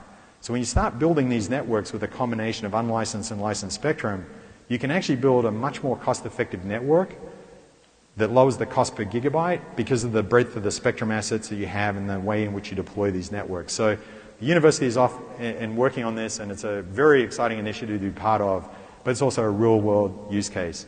The other thing that gets talked about, and Charlie touched on this as well, is smart city. There's a lot of talk, and people have talked about smart city applications for years. In fact, in a prior life in a different company, we did a big smart city deployment in a city. The challenge is who pays for it. What's interesting is a lot of the technology and the solutions you can take as a concept, and the university can deploy that as a smart campus solution. So a lot of the concepts that come in from a smart city can actually be deployed in an environment like the university, and they can take advantage of that technology and the capabilities within that environment. And there's obviously no question who pays for that. The other thing that's interesting is with this solution is it's a campus out. So they can deliver the services within the campus to their students, their staff, and then those services can be extended through our network depending on where those students and that campus staff may go or the staff may go. And that, again, I contrast that with it's a campus out solution. It's controlled by the university. It's not a carrier in and over the top kind of product. So let me touch on another example. And this one is one where we're providing a more complete solution, and you could not find two more disparate use cases. This is one that we're working on very closely with Hughes, working with Cisco, Dell, JMA, and some other technology partners. And this is a really interesting project. This is an integrated satellite and private terrestrial 5G solution. It is 5G, it's O-RAN, it's cloud native, it's everything that we've talked about. And it's being built for Whidbey Island for the Department of Defense and the US Navy. And you can imagine security is the most important requirement. What they want to do, as a complete contrast to the university, is they want to reduce or eliminate any connection to any public network. And what they're trying to do is reduce the surface area and the perimeter of potential threats to any of the systems that they own and control and operate within that environment. And the goal is to keep all the data within their systems, but at the same time, what they're doing is trying to take advantage of commercial platforms where possible. You know, obviously the DoD and others are interested in driving down cost and increasing the efficiency of their operations. But they want to be able to take advantage of commercial systems where they can, but they're not willing to compromise on the security. And this is one example where nothing but 5G can even stand up to being able to support this. And if you look at sort of the use cases here, you know, and I'll just give you sort of a rundown of some of the more interesting ones, but it's really about moving data around and to and from the aircraft, the sensors, the devices throughout the airfield. You can imagine on the flight line connectivity, it's how do we bring all the data off the aircraft as they're coming in on the flight line. And what they're trying to do is increase the turnaround time and keep the amount of time the aircraft is on the ground to an absolute minimum. So how do you speed up the refueling operations? How do you speed up the maintenance? And how do you keep the planes in the air much, much longer and the time on the ground much lower? They're all about taking all that data in, processing it as quickly as they can on the edge, doing the digital inspections, figuring out what maintenance needs to be done, what's the most critical. They've got connected maintainers using AR systems. They're looking at refueling operations, proximity detection, exclusion area monitoring, because there's certain areas that you don't need people around as the aircraft is moving around. If you want to increase the efficiency and the processing of that aircraft while it's on the ground, you want to be able to monitor and manage that. And then there's a lot of security and monitoring, obviously, around the Whidbey Island base. And this is another interesting use case that we're working on, which is the base. All of the systems are owned and controlled and operated and managed by the US Navy. But they also obviously have the need for mobility and the need for access anywhere. And so this is another example of sort of, I use my enterprise out, my campus out, this is a base out. This is them controlling and managing their applications, their data, where it goes, how it's processed, and how do they extend that and make that available elsewhere. And obviously that's a really interesting use case and something that we're working very closely on with them. But these are just two examples. And Charlie went through a bunch of them, and I'm going to touch on a couple more just to drill in a little bit detail. I've already talked about the military. The next one I'm going to touch on is mining. You know, mining's an interesting area. In fact, when I was an engineering student back in Australia, I spent my summers actually working in the mining industry to put myself through college. And so mining's kind of a personal favorite topic of mine. I love the industry. I love what it does. Obviously, had experience in that industry. And what's interesting about that industry is back when I worked in it, we were doing remote control. We had remote control systems. In fact, we had a Motorola remote control system to managing some of the equipment, heavy machinery that we had within the mine. But the ROI is very, very clear in the mining industry when you start looking at this. Autonomous and remote control of mining operations is happening. And we're working with customers in this space right now. But what's really important is, and it's an absolute prerequisite, to have reliable and highly secure wireless connectivity. In the past, companies have looked at solutions where they've tried to use Wi-Fi and unlicensed spectrum, and this has been a real challenge. It's expensive to maintain a highly reliable, unlicensed network in a mining environment because of the deployment complexity. So if you can imagine, with unlicensed spectrum, you're dealing with very short range, you're dealing with a lot of access points, they're wide, they're connected, you're having to move them around, you're having to power them, and then you also have an issue with mobility as you're moving the vehicles between each of the access points as well. And so the reliability and the dependability of that connectivity is really, really tough in an environment that is constantly changing. And the other interesting thing about the mining operations is that you've got this ore body that's constantly changing. It's changing shape. Whether you're in sort of an open cut mining operation or even underground. And then you've got a lot of different effects that are going on with the RF signal in an underground operation as well. So it's a very, very complex environment. But if you really want to have a remote control operation or remote controlled or autonomous mining operation, the quality of this network is absolutely essential. And this complex problem really is only addressed when you have a hybrid solution using different licensed spectrum in different frequency bands. And the systems can and are being deployed today in open cut and also underground operations.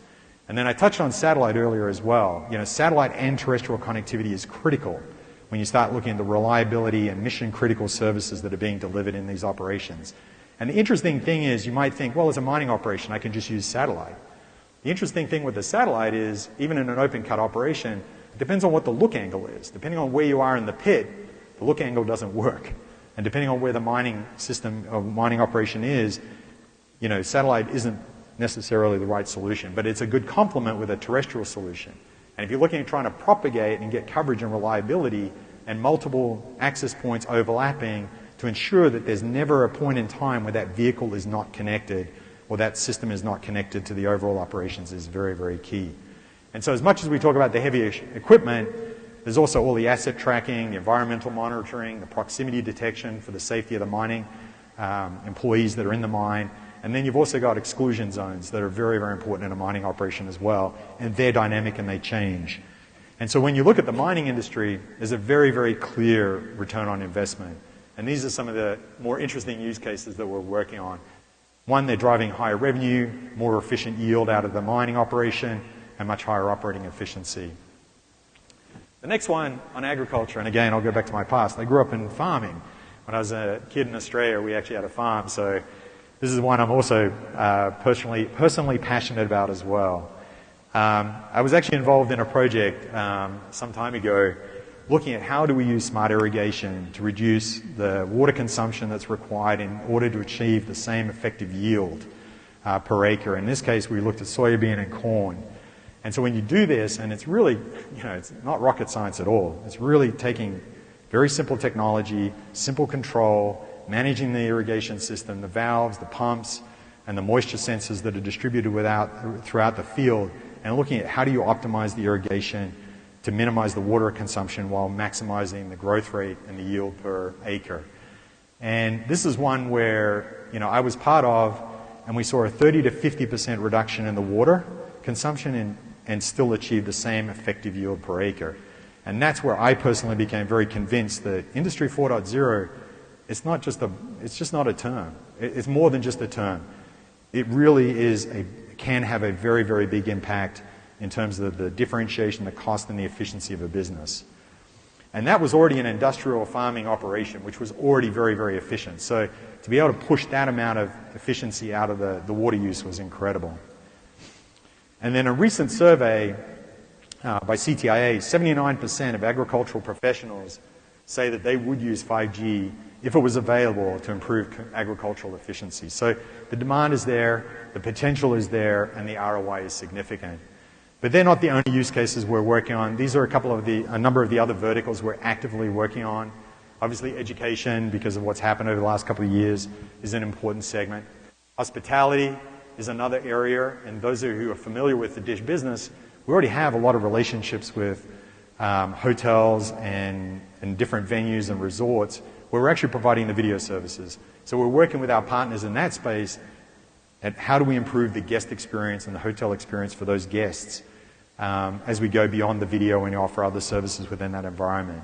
And so managing the guest journey and the customer experience is really, really important. And that's where you look at these hybrid networks and private 5G networks can have a role. Mark already touched on some work that we're doing in the fleet management space. That's obviously an important area in terms of asset management, asset utilization for companies. And again, the ROI is very, very clear. There's sort of indisputable value there. Healthcare is another area. We're actually actively working on some oil and gas projects as well. Obviously, a lot of focus on that when you look at energy prices and what efficiency you can drive into that system in order to increase the yield per well. And then, smart factories. And there's obviously, other people have talked about this, but there's clearly a lot of activity in this space today, not just here in the US, but in other countries where, people are looking at how to take advantage of this technology to improve the ability and the efficiency of those factories as it goes forward. And even AT&T talked about the size of that market being $20 billion in 2026. But this is a non-exhaustive list of opportunity that we're working on. These are just some of the more active areas that we're in right now in the verticals. And I would say that each one of these, obviously are very, very massive industries, and they have a lot of potential. I often get asked, well, aren't you guys going to just focus on one? I mean, it'd be easy if you just said, I'm only going to focus on one. The demand is coming from all, and the interest is there. And what's interesting is they're not interested in a carrier coming in and taking control of their operation and running their network for them in terms of just building a carrier in over the top. It's about how can they take advantage of this technology, use our platform, integrate the assets and the capabilities we have through the API gateway to make their business more efficient and make their business run at a higher profitability or deliver a better customer experience that improves their enterprise value. So the ROI for the business is very clear across each of these verticals. We're working with each of them, and we think the opportunity is very, very significant for Dish. So let me summarize. Now here's the money chart. Everybody asks me, how big is this opportunity? I've talked about it. It's massive. It's hard to get our hands around exactly kind of how big it is and where it fits. But at least for us, what we see now is that, clearly for private 5G as a service, by 2025, it's comfortably $30 billion. I actually think this is a very, very conservative estimate. That number is growing, and I think it's going to grow over time as we get a better handle on how we size kind of the opportunity beyond sort of private 5G as a service. And I should say, this is private 5G as a service. There are other enterprise revenue streams that sit in on top of this as we go forward. What do we think our potential is? Given our platform and our competitive advantage, we believe we can take north of 20% share in this space. I see the 20% and even more than 20% as sort of right in Mark's charts, but talk is cheap. You can slap some paint on it, you can call it whatever you want, but to actually substantially move from the left to the right takes courage. And not just money, it takes courage. And that is a really, really big investment to do that, and it takes a long time to do that. We're starting out on the right-hand side of that chart that Mark put up. That's the platform we have today. That platform is what gives us the tools to expose through the API that we're building and the API gateway that we've got in place today to allowing our enterprise customers to take advantage of that platform. That's why we believe we can take more than our fair share, and we think this is a long-term sustainable market share advantage we will have in this space. And what we're building is a software-defined network, as Mark talked about. It's more like an IT platform. It's not a traditional consumer wireless vertically integrated network that's just got enterprise painted on the outside. It's a platform that we built for CIOs. It's what CIOs need in order to be able to take advantage of the tools and the capabilities to build their applications into this network. And as I touched on before, it's an enterprise out. It's not building in over the top. And our enterprises, customers have control over their network, their services, and they can control the ROI. And while I can even talk about this and I can project this, the confidence that I have in this is we already have proven it. We've got early success. This model is something we've tested and we're executing against, and we're actually building for our customers today. So with that, I'm going to hand it over to John Sweringer, our President of Wireless, who's leading the overall operation for our business. So thank you.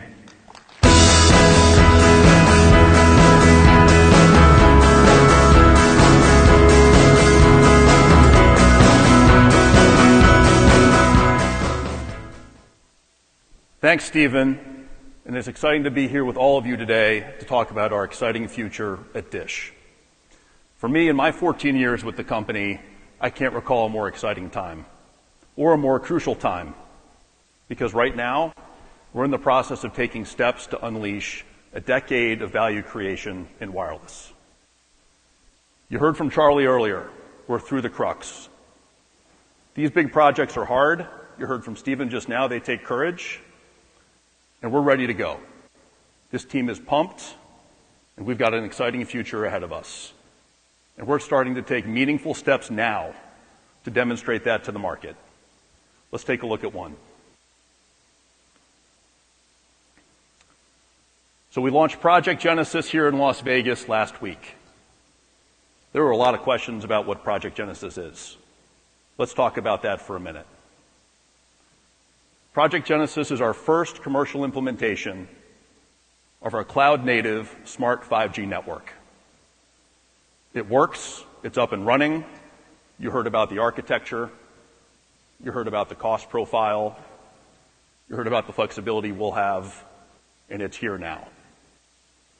So Project Genesis is a grassroots effort. It's customer focused.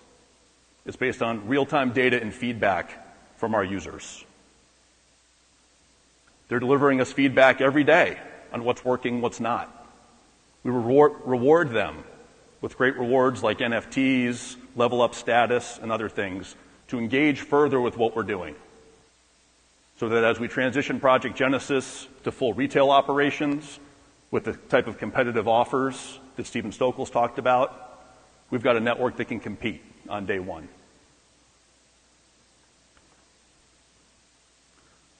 So as Dave Mayo said, what happens in Vegas isn't staying in Vegas as it relates to DISH and our future. We're getting ready to roll Project Genesis out across all of our initial launch markets in the coming weeks. You'll see different devices, different offerings, things like that. It'll continue to be rooted in beta members who give us early feedback, commercial users, and will allow us to build the competitive network that we need to go compete with the large three incumbents in retail and to start to open up all the opportunities you heard from Stephen about in the enterprise space. It's truly a first of its kind.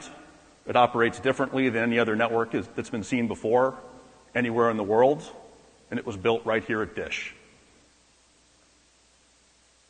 We'll be excited to share what's going on with the network with you. We'll have our Project Genesis team members and ambassadors here. They're sporting Motorola Edge Pluses, other devices, and they're really excited to show you what the network's doing. You'll be able to figure out who they are because they'll be proudly sporting Project Genesis gear. So for me, I wanted to share some takeaways. We've heard about a lot of information today. We appreciate everybody sticking with us. And for effect, I'm going to go through each of these. We have the assets, the team, and the partners to win. We're ready to go show everybody what we've done. I'm a big projects guy. It's kind of what I do. And we've definitely crossed over, and we're ready to move forward now together. We did the vertical project, and now it's time to do the horizontal projects and scale this out across the country. You heard earlier that we have significant technology and cost advantages. We did what we could to share the details on that. It's real. And as we scale up as an MNO, we'll start to exercise those economics. In addition, we can disrupt and grow in retail, which is an established market that we think we can grow to 40 million plus subscribers in, powered by Boost Mobile. And we have great assets and are well positioned to take advantage of what's going to happen in enterprise. I'm a former CIO, recovering CIO, I might say. And if I were still in that role, I'd want this network for my business because it'll help me deliver operational efficiencies. In addition, you heard that our spending is on plan. And our deployment is on plan with nationwide coverage.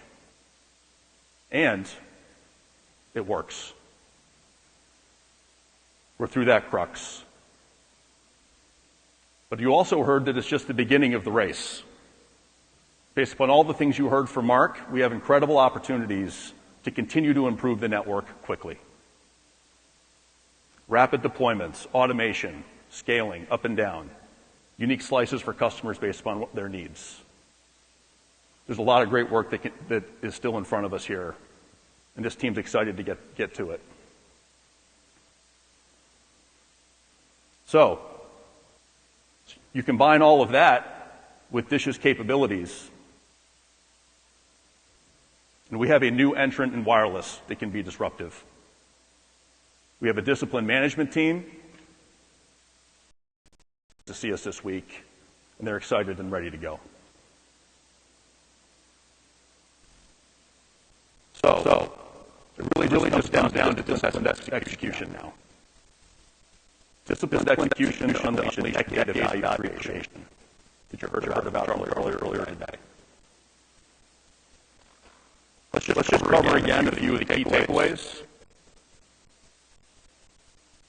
It'll help all of you understand what we're going to do. Our future looks like low double-digit market share in retail. That's 30 to 40 million plus retail subscribers. 30 to 40 million plus. We have to be good to get that, not great. Although we're going to be great, because we know how to enter markets and disrupt them. We did it in ATV, and we're going to do it again. We expect 20% plus market share in an emerging enterprise 5G space.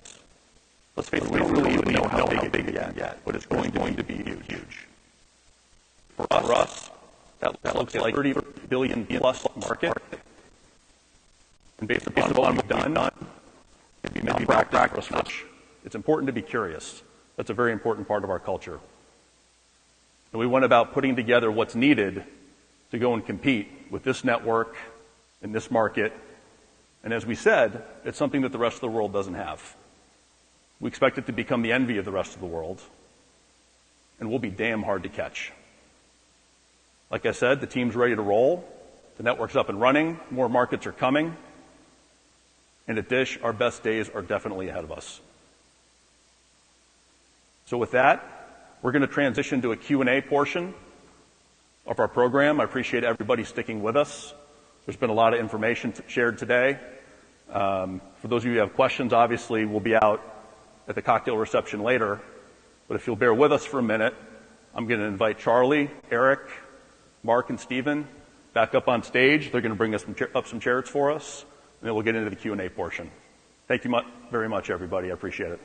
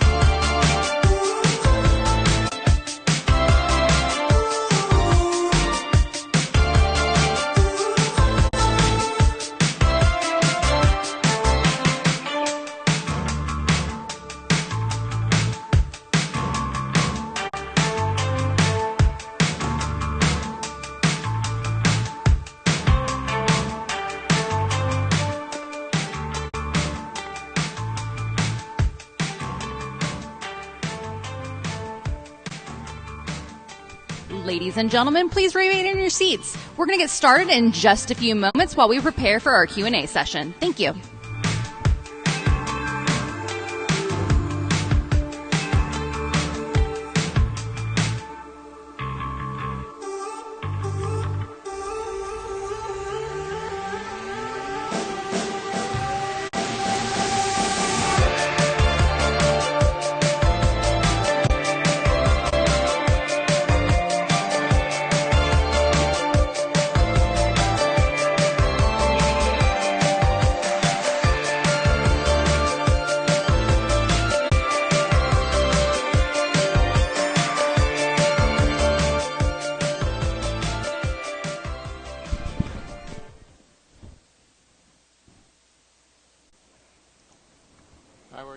We have some microphones in the middle here, and if not, well, you can just shout it out. One. Your best leadership training. Who has the first question, Charlie? Like Jimmy does. I can't see that. We're ready. No.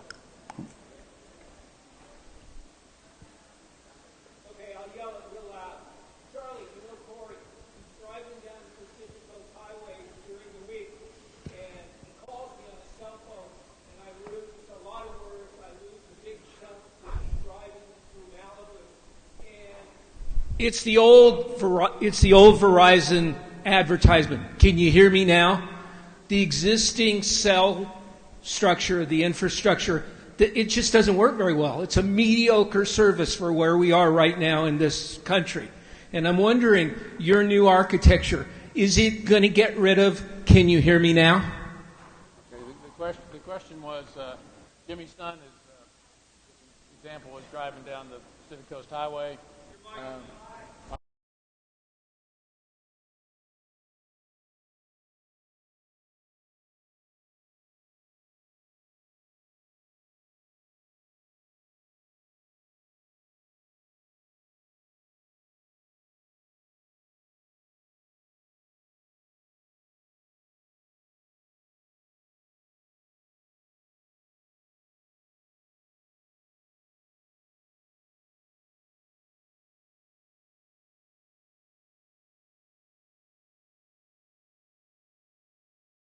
Is, my gosh, we get a clean sheet of paper.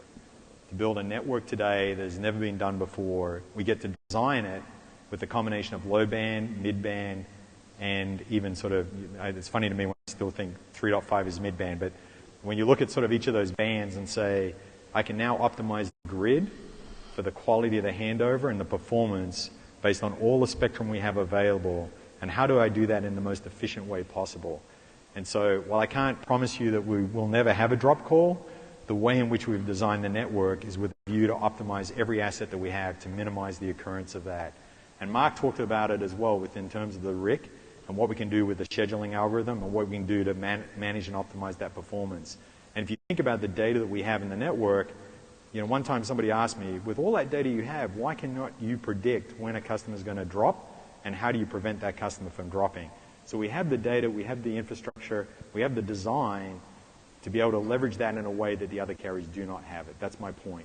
So we can't ever say that we'll never have a drop call, but the quality of what we're building is at a whole different level than what the traditional carriers have today. And I don't envy their position. Having been there and trying to do it in the past, it's very, very hard. It's very, very expensive. It takes a lot of work. And, you know, to give them some credit, they've done a pretty good job with the tools that they've had. Yeah.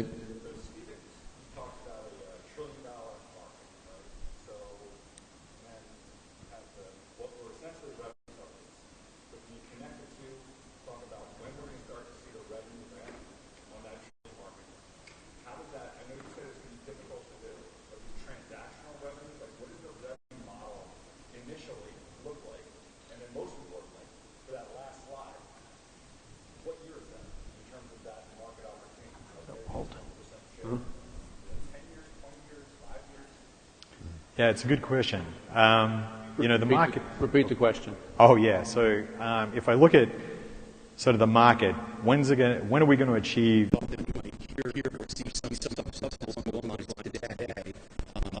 kind of have them. Can you kind of talk about where you sit in that path?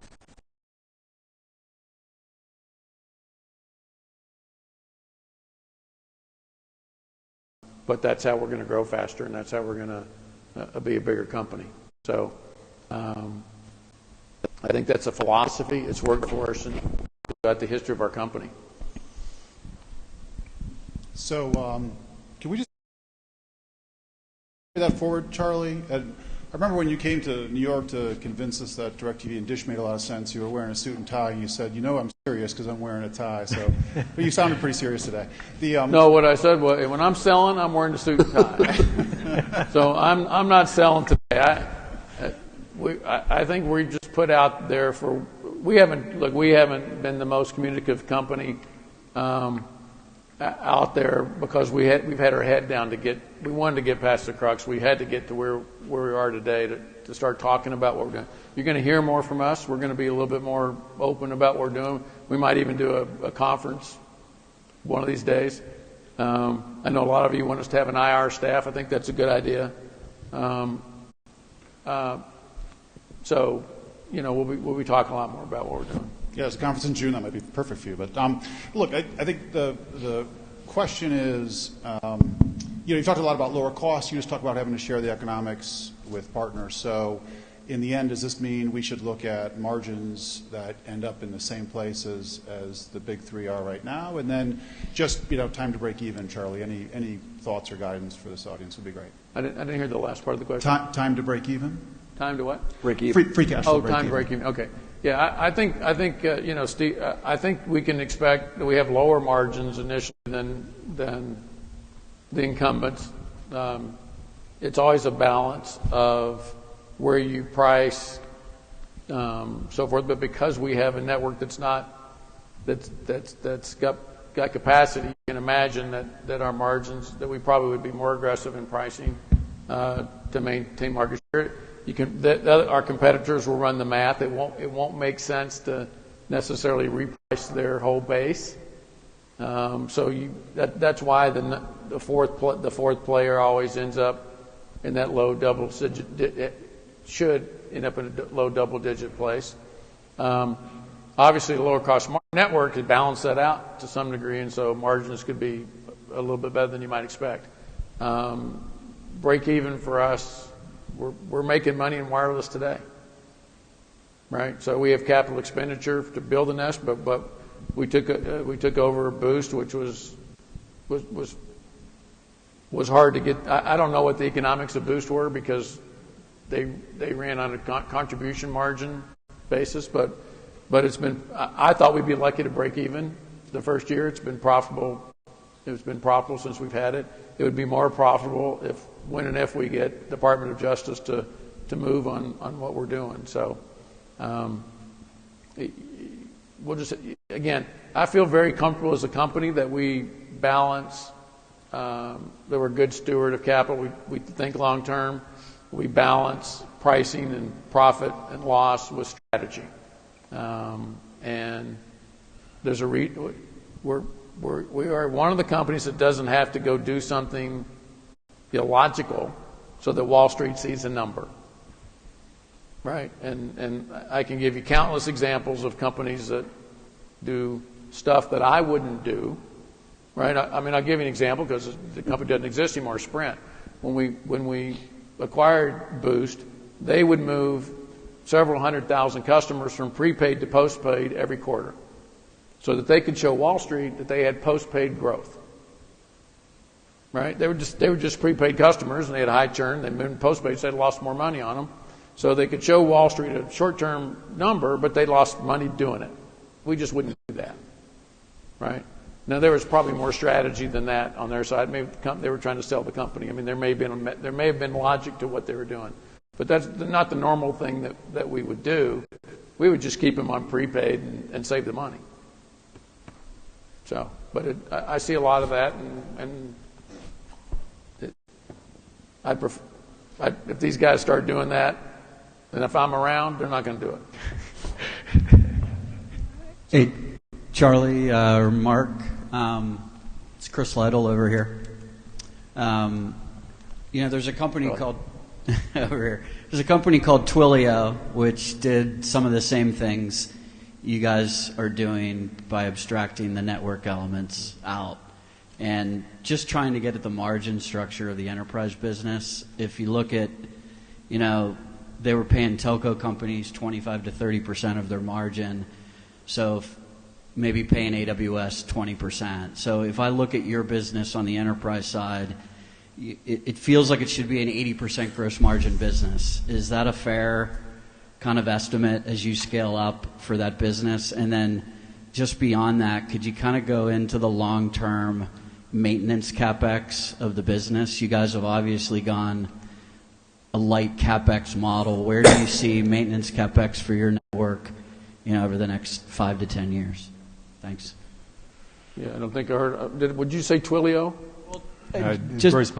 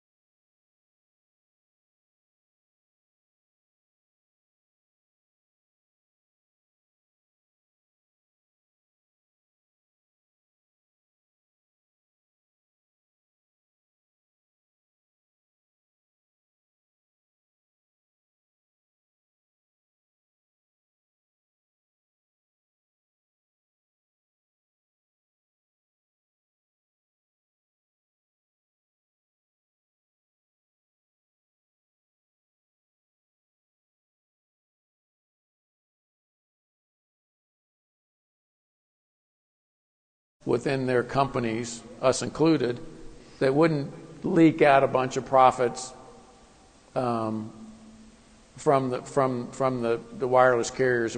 Obviously, the App Store is a perfect example that the carriers do not share in the revenue. Twilio's messaging is another big one. But there's certainly a lot of stuff coming that the carriers, if they could agree on standardization and some things, and I think there's quite a bit of good opportunities for all the carriers involved. And I think we're a little better at thinking about those kind of things because we're new. And so I think that, just like we get a new employee and they look at things differently than we have, longer term, and every once in a while, one of our new employees has a good idea. Yeah, on the second question on maintenance and support, on the network, when you look at this infrastructure and what we're deploying, and maybe Mark can add to this as well, one of the challenges with a traditional carrier model is you're paying for a lot of maintenance and support on legacy platforms and legacy technology that was deployed, even over a decade ago. So when you look at sort of the percentage of, what you're spending in terms of your capital budget each year, and I know that only from experience, big chunk of that is just to keep the lights on, keep all that stuff kind of running, and continue to, put patches in and upgrade that as you go forward. The beauty of the platform we have today is it's a completely different architecture. And it's a completely different platform. And when you look at our ability to upgrade and move to a new hardware or an accelerator card, we're talking at a whole different scale and a different business model. And so when you look at sort of our maintenance and support as it goes forward, we're starting with a much cleaner platform, and it's 5G native going forward. And so when you look at sort of the maintenance and support, it is lower as a percentage of the overall spend, but maybe Mark, you can add to that as well. Yeah, I can't resist. I mean, you offer me the opportunity to talk to you, but the cost of maintenance, when in my previous life, we were spending 90 to 95% of our R&D, so I had a budget of $2 billion per year on legacy management. And for me, this was a drama. It was a trauma, right, as a leading technology. So I can't resist telling you what I've done because I've been so traumatized. We're putting automated testing. Now, automated testing is something nobody has ever done, but we've started that, and our architecture allows us to do that. So normally in AT&T, an engineer would run 2 tests per day. and to calculate how much it costs. We've put a machine in place that is fully automated, no humans. We're running 10,000 test cases a day, no OPEX, zero OPEX. And we go all the way to generating the tickets. So we have machine learning on the logs. I mean, it's a beauty. We send the tickets to our vendors, and our vendors are complaining because the machine is way too fast. I see some of them laughing now, and sometimes they're crying. But the idea is to generate millions of test cases per day. And for me, this is like when the chess went to the computers. How did you train the computer to play chess? You put two chess machines playing against each other, and they played billions of games. And no humans could ever do it again. And we're doing the same. We're putting automated testing in the network. The network is learning, and this is it. Now, first of all, I love it from an engineering point of view, but it goes even beyond. If you want to guarantee an SLA, today, you know, if an enterprise is coming to Verizon, they say, I won't guarantee it. They can't. Because they don't know the behavior of the network because they can't test it. Don't break it, don't touch it. They don't touch it, never. Because we can test it, we can simulate the SLA, see if we can do it, increase on demand the capacity, and then say, yeah, tested it, simulated it, and then Steven can upsell a premium SLA. So everything is so different. It's fascinating. Now, you know what is the cost of finding a bug in the field for a normal service provider and their enterprise and their vendors? It's $100,000 per bug. We've been there. We do it automatically. So tons of costs that are going away.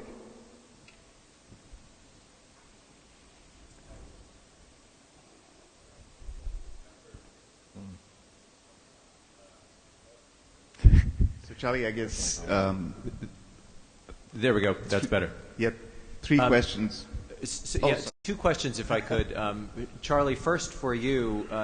Last week on your earnings call, you were reticent to talk too much about your financing expectations ahead of today. Now that you've shared this, I wonder if you could just talk a little bit about, in essence, what's the ask what's your expectation for financing needs, and which I presume is one of the reasons you wanted to sort of gather us here to set expectations a bit. And then second, for Stephen, I just want to continue down the same path that you were talking about a moment ago. Maybe instead of on margins, to think about it as revenue. So suppose there is a private network customer where there's a systems integrator involved who's sort of leading the project. There are equipment vendors. There may be a cloud vendor. What share of the revenue do you expect to take in a sort of traditional instantiation? And if it's just sort of licensing unlicensed spectrum or licensing licensed spectrum in what would otherwise be unlicensed, how much value do you think that adds to the customer, and so how does that affect the share that you take? I'll start with the easy one first. Oh. Just on the second question first, I'll hit that one. So yeah, when you look at sort of a private 5G opportunity, it does include multiple partners in that process. And so the best way to think about it is oftentimes when you look at sort of the split of the revenue, we'd be at about 50% of the overall revenue or the overall spend of the enterprise. So we represent about half of that. And then our partners get, other pieces of that obviously as part of the value delivery process. When you look at the margin in that, it's obviously very, very high. The spectrum leasing is sort of, to me, I put that up there as sort of the most basic foundational element. That's the first entry point, but often it leads into, well, we like the spectrum, but okay, how do we manage the network? How do we build this network? How do we optimize it? How do we get the lowest cost out of that network? And that's where you start layering in value beyond the spectrum. So it's very rare that it's only just a spectrum lease unless it's a very, very sophisticated company that actually, knows how to own and operate these networks. So very quickly we end up sort of in the middle layer, and for the more sophisticated customers, the sort of the what I talk about private 5G as a service plus, that's normally kind of a second phase. That normally comes after we hit sort of that middle tier. So the conversation will often start, yeah, let's talk about a spectrum lease. Then it's like, oh man, this is a little harder than we thought. We end up in sort of the middle layer. We end up about 50% of the opportunity, the revenue comes to us. The margin in that is obviously very, very high. And then the margin actually goes up as we move up to the next stage. But the next stage is really kind of the what you say, normally comes on after we do the sort of the initial private 5G as a service offering. And the other thing that I'll add, which I touched on in my presentation, is, part of our challenge is we're still building the rest of our network. So our ability to extend those services is constrained by our footprint today, but obviously that footprint gets bigger and bigger. But I'm still encouraged because even with the footprint we have, depending on where the customers are, we're able to serve that. And that's probably another point that I didn't highlight in my presentation is we're not limited to our footprint as we sell private 5G as a service. We're deploying, you saw Dave's map, a number of the projects we're deploying aren't anywhere near our footprint, as you can imagine, if you look at some of the applications I talked about as well. So we're not constrained by that geography. Yeah, so your question, I don't think I was reticent to answer the financing question on the conference call, and my answer today would probably be pretty much the same, but we know that in March of next year we have a debt payment of $1.5 billion, and we think we'll have to raise money or refinance part of that, or raise money at that point in time. And then it's another, I think, 14 or 18 months before we have another debt payment, and the world's kind of a different place for us at that point in time. So I only tell you the way I think about it, which is I look at the debt payment next year and something that we have to focus on, and we'll and look at all the different opportunities. And we could raise the money today. There's a lot of opportunities out there today. I believe that the cost of capital for us today would be higher than it will be after the market settles down, wherever it settles down.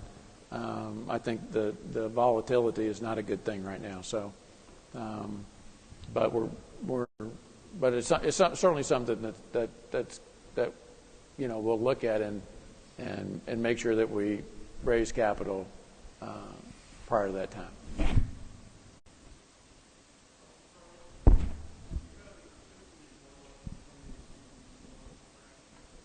I can't hear this one. Ted, we can't hear that. You indicated you more or less had an epiphany in 2018 when you realized what Rakuten was doing. What was it that enabled you to get to parity, or you pull ahead of Japan, Korea, China? I know you talked about the U.S.'s advantages in silicon and software, but do you think you just made a lot of progress by being patient and watching what other people were doing? Or are you still having a lot of cross learnings with some of your international peers who are trying to do the same thing with O-RAN? Thank you. I couldn't hear. I didn't understand the whole. If you could just come up front. The audio up here for some reason is horrible. I hope you guys can hear us.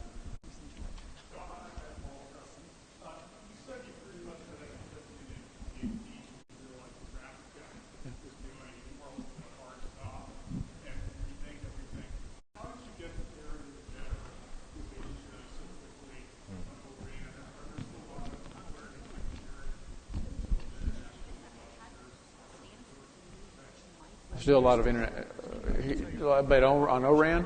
Sharing with some of the international peers on O-RAN.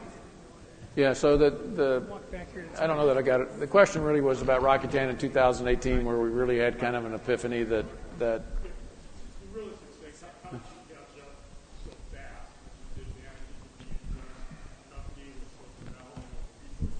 yeah, and how did we actually make O-RAN a reality? I'll take the first part of it, maybe let Mark. I think we had some pretty dedicated vendors, and the incumbents we couldn't use Chinese vendors. Ericsson and Nokia would like to move to O-RAN, but they've got deep entrenched end-to-end solutions, particularly in the United States today. So it's probably not in their economic interest to go there, and the incumbents have nowhere to go, right? And so on the O-RAN stuff, we were fortunate that Fujitsu and Mavenir and Altiostar were willing to jump in with both feet and make that happen for us. And then I think the other part that maybe we didn't really talk enough about here is that the relationship with Samsung is a verification of the strategy where Samsung is now a vendor for us, which they bring a lot of the CBRS and C-band knowledge, particularly C-band, where they do a great job in Korea. But they verified that O-RAN is the way to go, and they're truly building O-RAN for us. So, I think it's just a lot of hard work, and the technology is cruel. Your timing has to be pretty close, and if you're too early, you're just in trouble. And our timing's been pretty good. I think we're a little early. Rakuten is probably 3 years early. We're probably, in hindsight, we're probably 6 months or a year early for some of the things to develop. But we've kind of got over. We're fortunate we got over that hump, even though we're a little bit early. But you certainly don't want to be late. The first mover advantage is, as long as we execute on it, is real and immense. Mark, did you want to? Yeah, no, I think where we are today is that I think we have access to the best silicon. And when I was at Nokia and Huawei was hitting us hard, I think people did not understand that their weapon was silicon, with high silicon. They could spin off new accelerators every 6 months. We were like every 5 years. I mean, that was really the difference. And now, for the first time in my career, I have access to better silicon than anybody else. And once you have good silicon, then the software, has much more room to breathe. And we have a fully upgradable platform. You were talking about maintenance, what we've deployed. We can plug in. I don't want to go into the details too much, but we have slots to plug in any accelerator for the lines in the mast. So we have the densest radio in the world, but we also have the capability to turn the power down. So during the night, the power consumption goes down. We can tune the tilts in so many different ways. I mean, that's a jewel, and it works really well. So, as Charlie said, we came at the right time. We were a bit lucky there.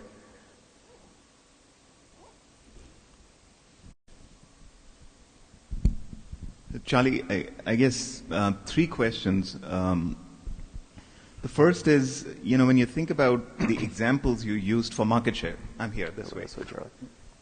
Yeah. So if you look at all the markets you compared, France, Italy, and so on, the new entrants who took share competed on price in almost all of these markets. And at least based on some of the stuff you said on, today in the presentation, doesn't look like that's the dimension that's core to your, the way you're going to market. So what are the dimensions comparatively that you think differentiates Dish when you go to market, and especially how do you establish that value in the minds of consumers relative to existing operators? Secondly, in terms of the pace of entry in the market, I think the compensation agreement for senior management has a goal of 30 million subs by 2026. And so if you just take, the 30 to 40 million goal today, or, the compensation agreement, it implies a net add pace of more than 5 million subs going forward over the next 3 years. That's a significant ramp in your market operations in terms of retail, marketing, and so on. So could you help us just bridge that gap? Because it is a pretty big step up from where you are today. And that would potentially require a lot of capital as well going forward. So when should we expect to see that ramp as we head into next year? And the last question is more around the decision tree. I mean, if you look at the presentation today and compare it to essentially the decision tree that you laid out for us a few years ago, where wholesale was a big part of your operations, today it looks like the way you're planning your go-to-market strategy is a lot more retail-oriented. And so your decision tree seems to be skewed a lot more towards the lower margin option versus some of the higher margin options we looked at previously. So if you could just help us think through the various alternatives around the decision tree and what the end state might look like, that might be useful. Thanks.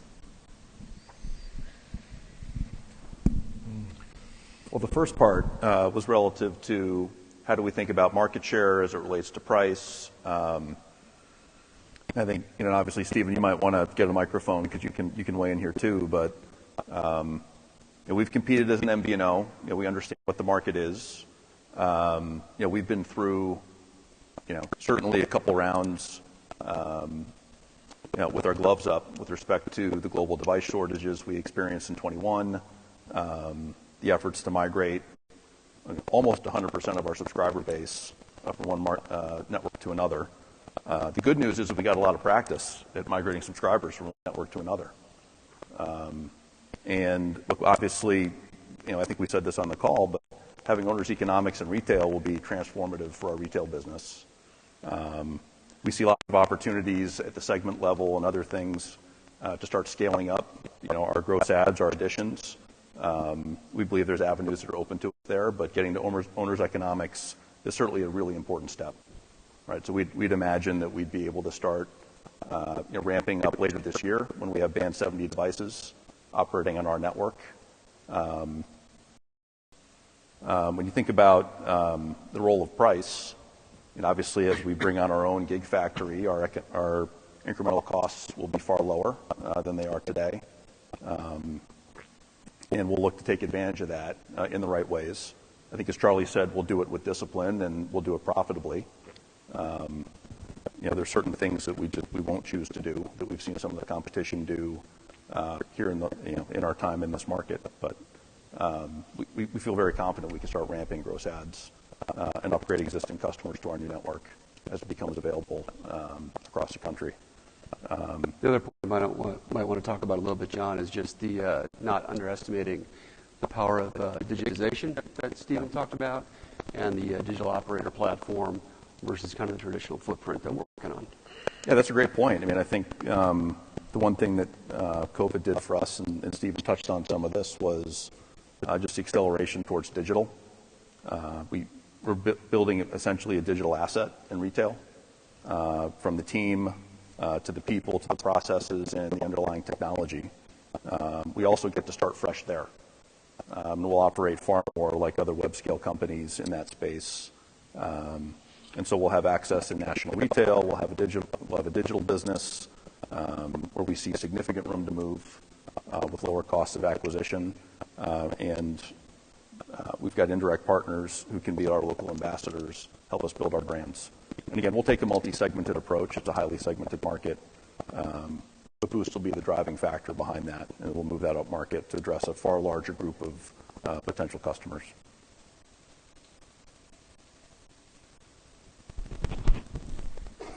Could you give us some insight on how much of the customer-centered network that you've been talking about is viable on roaming versus what portion has to be on your own network?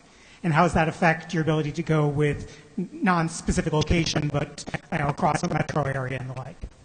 Yeah, no, that's a good question.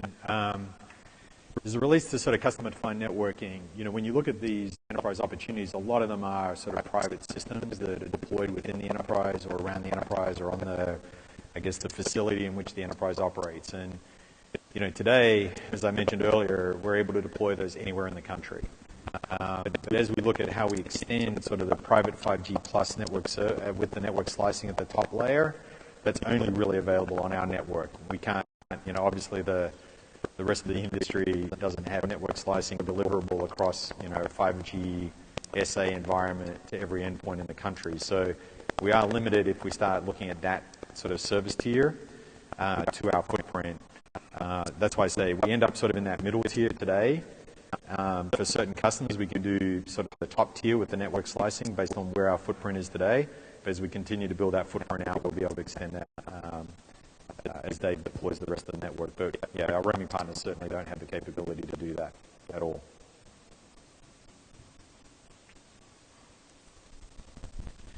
Thanks.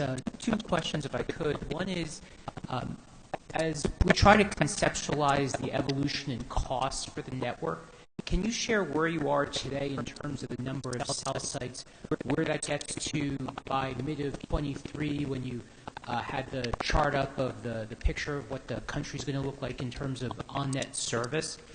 And then just separately, the wholesale opportunity.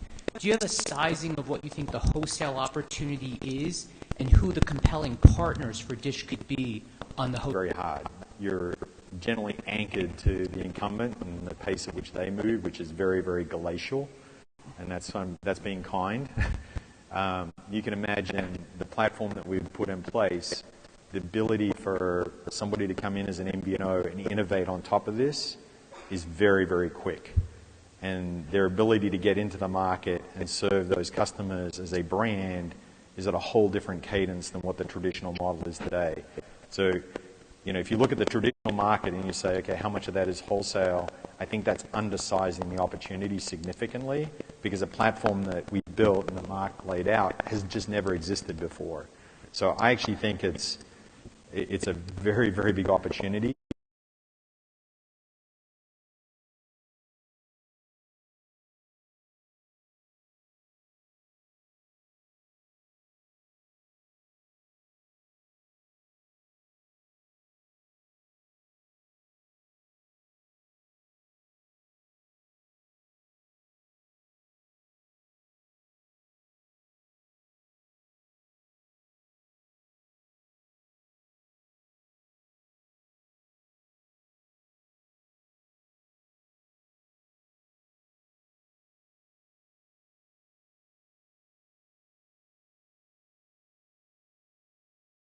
Rural starts to have a lot of towers that you otherwise wouldn't have.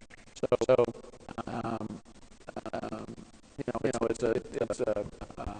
it's we're just not giving that specific information, but it gives you a feel for it. And then there's lots of other interesting things where people have gotten people, as we go to private networks, those we could be wrong, but I think CBRS, because that spectrum is free, particularly indoors. Right. That you're going to see quite a, and everything's been LTE so far. As that makes the switch to 5G, I think you're going to see a lot of that. In fact, out here, I noticed out here, one of our partners, W, has got some CBRS stuff. It's little things like that. You can see and that's how we'll take on. That's how we'll do it. And our playbook really doesn't have to change much from what it's been in the past. Yeah, I'd just add one piece on the wholesale side. We really have built a wholesale network. Yeah, that's a good Even our own interior brands like Boost Mobile and some of the other brands across segments, they're connecting to our 5G network through the wholesale gateway. So we're eating our own dog food because we want to have a really good access point for whether they're MVNOs or other new types of entrants to access our services. And it really is a services-based approach. Mm-hmm. There isn't like a retail network over here and then a wholesale team over here that sort of looks after some book of business. It's really sort of one combined approach. And so we're very confident that we'll be able to attract MVNOs, and we are one today, right? So we sort of know where the pain points are and to make that easier to start building a book of business. Yeah, I mean, John, you make a great point. That API gateway that I talked about is, in fact, how our house brands come through and consume the resources within our network. So it's the strongest proof point we can have.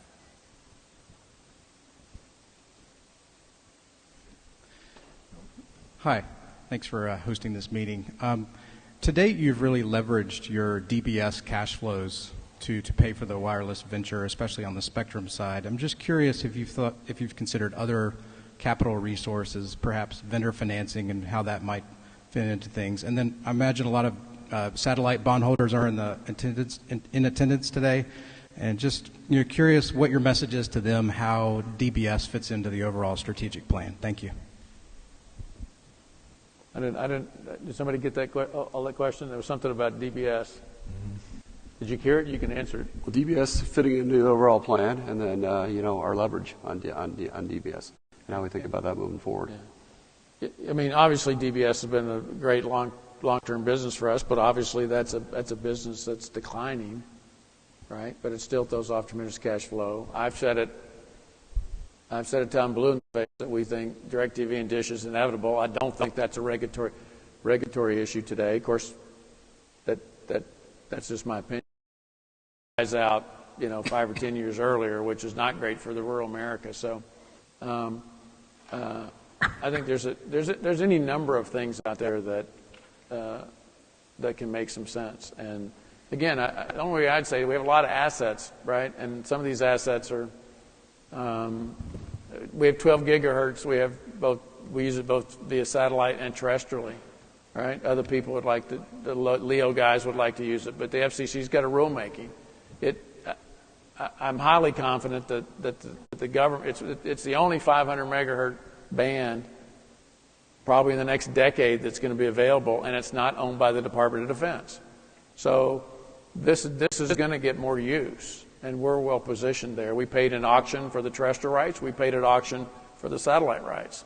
So there's just a lot of things that we can monetize, and a lot of things that are out there that we have. And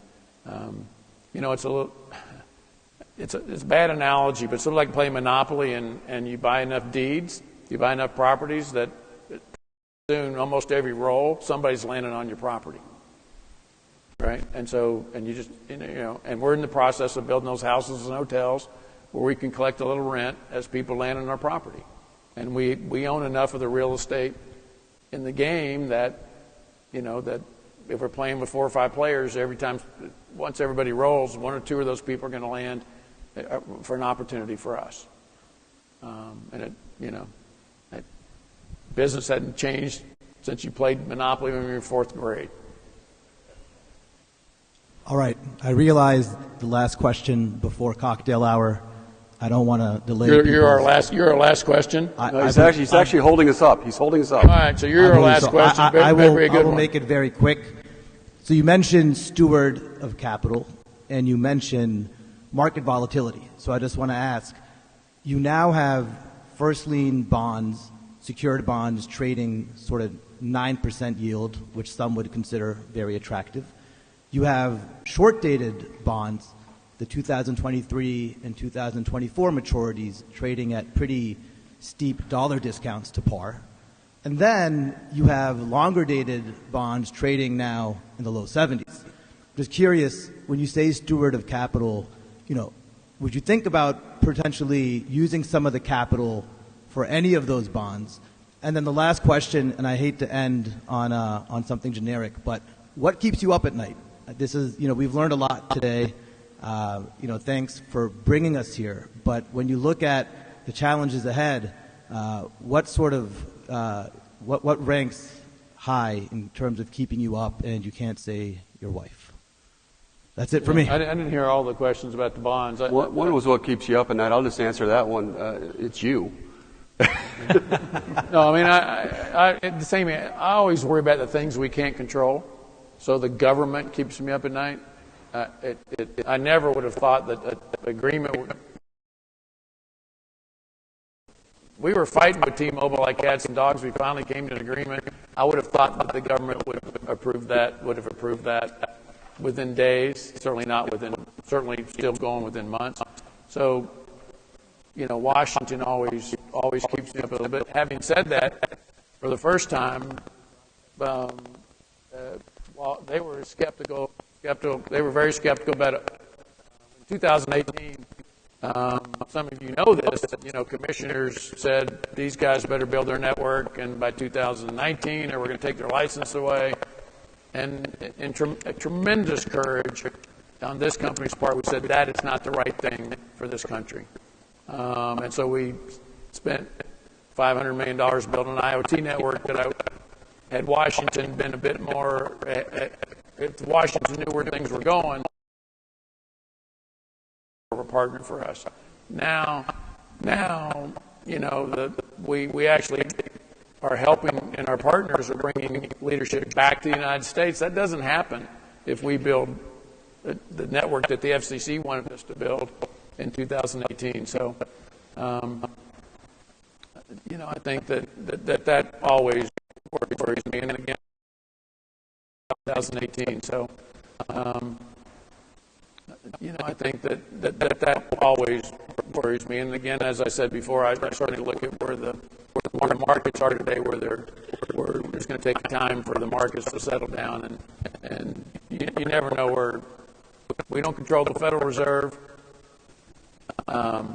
We believed years ago that inflation was going to happen based on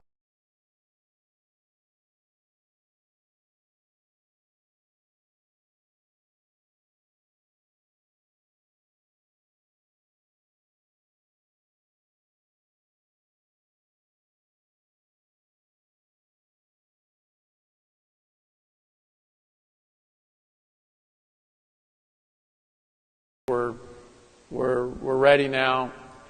We appreciate people taking time out and coming. Very good attendance, and we'll try to do a little bit better job as we get farther along over the next several months to give you a little bit better idea. I know we didn't give you enough to run all your models. I gave you everything you needed for your model, by the way.